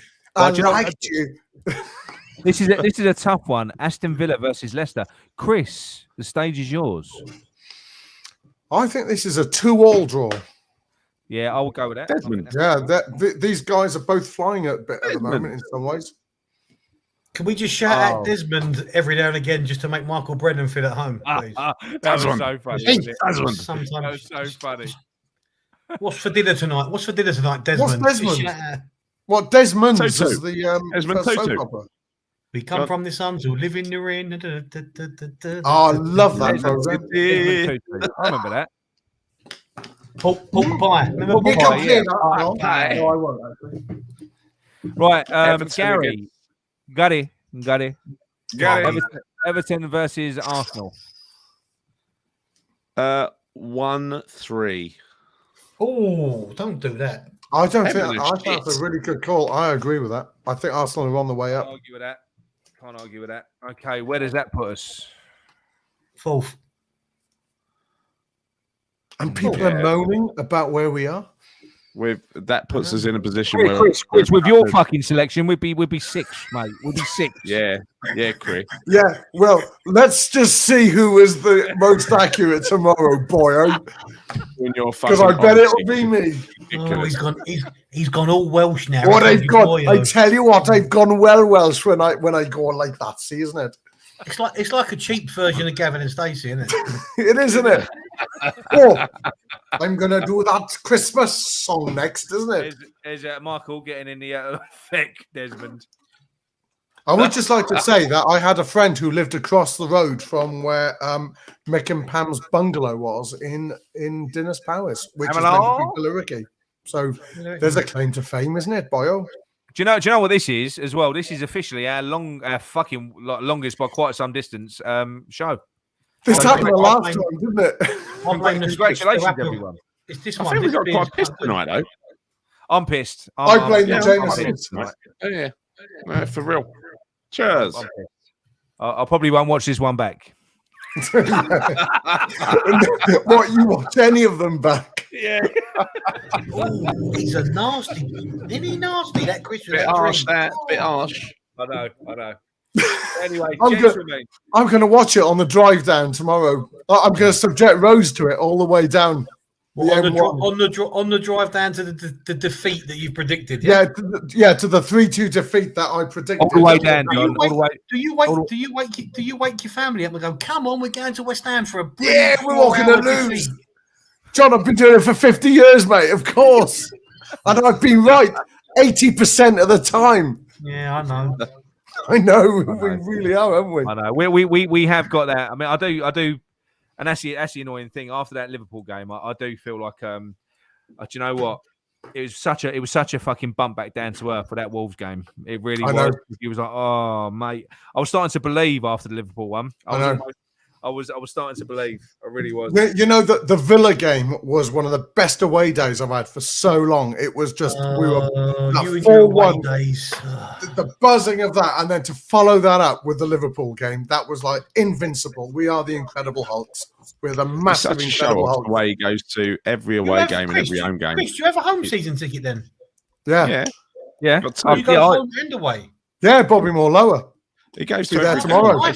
I thought because you lived up north to me, outside the M25 up north, I thought you went to predominantly the away games because obviously a lot of away games are up north, isn't they? Well, that was the thing though, John. The only way to get to away games was to get a home season ticket. So before we moved to Stratford, I was easily able to get them through membership. Not a problem. I could get to practically every away game on membership.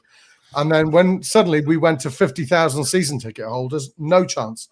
So got a home season ticket. Yeah, I was a bit gutted the other day. Gary messaged me and said that he got his Tottenham ticket on 10 points. Was it, Gal? Yeah, I think it went down to 8 points in the end. Yeah. Well, I was on 8. I never got it. I was too late. Yeah, you need to hit it. Yeah. You've got to be so on the ball with that stuff. I know, but I drive for a living. Some of us actually go out of our house to work. And, some of us just sit in our little working from home rooms. Working from home. Chris is multicultural though because he lives up north, but he's got a daughter that lives within sight of the London Stadium. Yeah, she does. And didn't he say earlier that he was part? Two cousins in Upminster, a nephew in Mile End. Did you not say earlier you was part Spanish? What did you say earlier? No, that was bullshit. Oh, okay. That's a really long story, but it is bullshit. I would love to be part of Spanish. I wouldn't. Don't know why, but I'm trying to think actually why, because I could sing opera. Nick's broken up a pot of Pringles and he literally can't stop. You know the advert. Yeah, once you have the first one, it's got the whole tube has to go, doesn't it? Nick's eating everything now. He's hungry. Nick, so are we gonna wind it up? I'm moving on to crab sticks in a minute. Are we going to wind it up? Yeah, I need to leave in about 4 hours, don't I, to get down south? Yeah, we better wind it up. Go on, Nick, wind it up.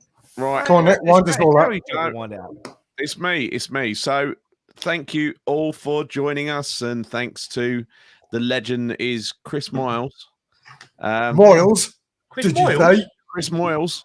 Moyles. Chris. We've loved you being with us tonight, Chris Moyles. Also, as usual, thanks to Nick and John.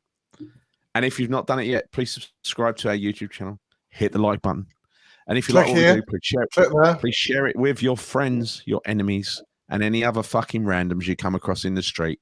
Don't forget to leave a comment or two. We read them all and we frown at the bad ones. This week, we'll be back at 9 p.m. on Sunday for the Claret and Booze Hangover, discussing what happened against Chelsea and what's to come in the next fabulous week of West Ham United fixtures. Also, we'll be back next Friday as usual at 9 for the Booze Up. So thanks for watching and see you next time. Until then, come on, you for Nigel, everyone for Nigel. It's Friday night. It's Claret and Booze. Spread it like an STD, baby. We're going.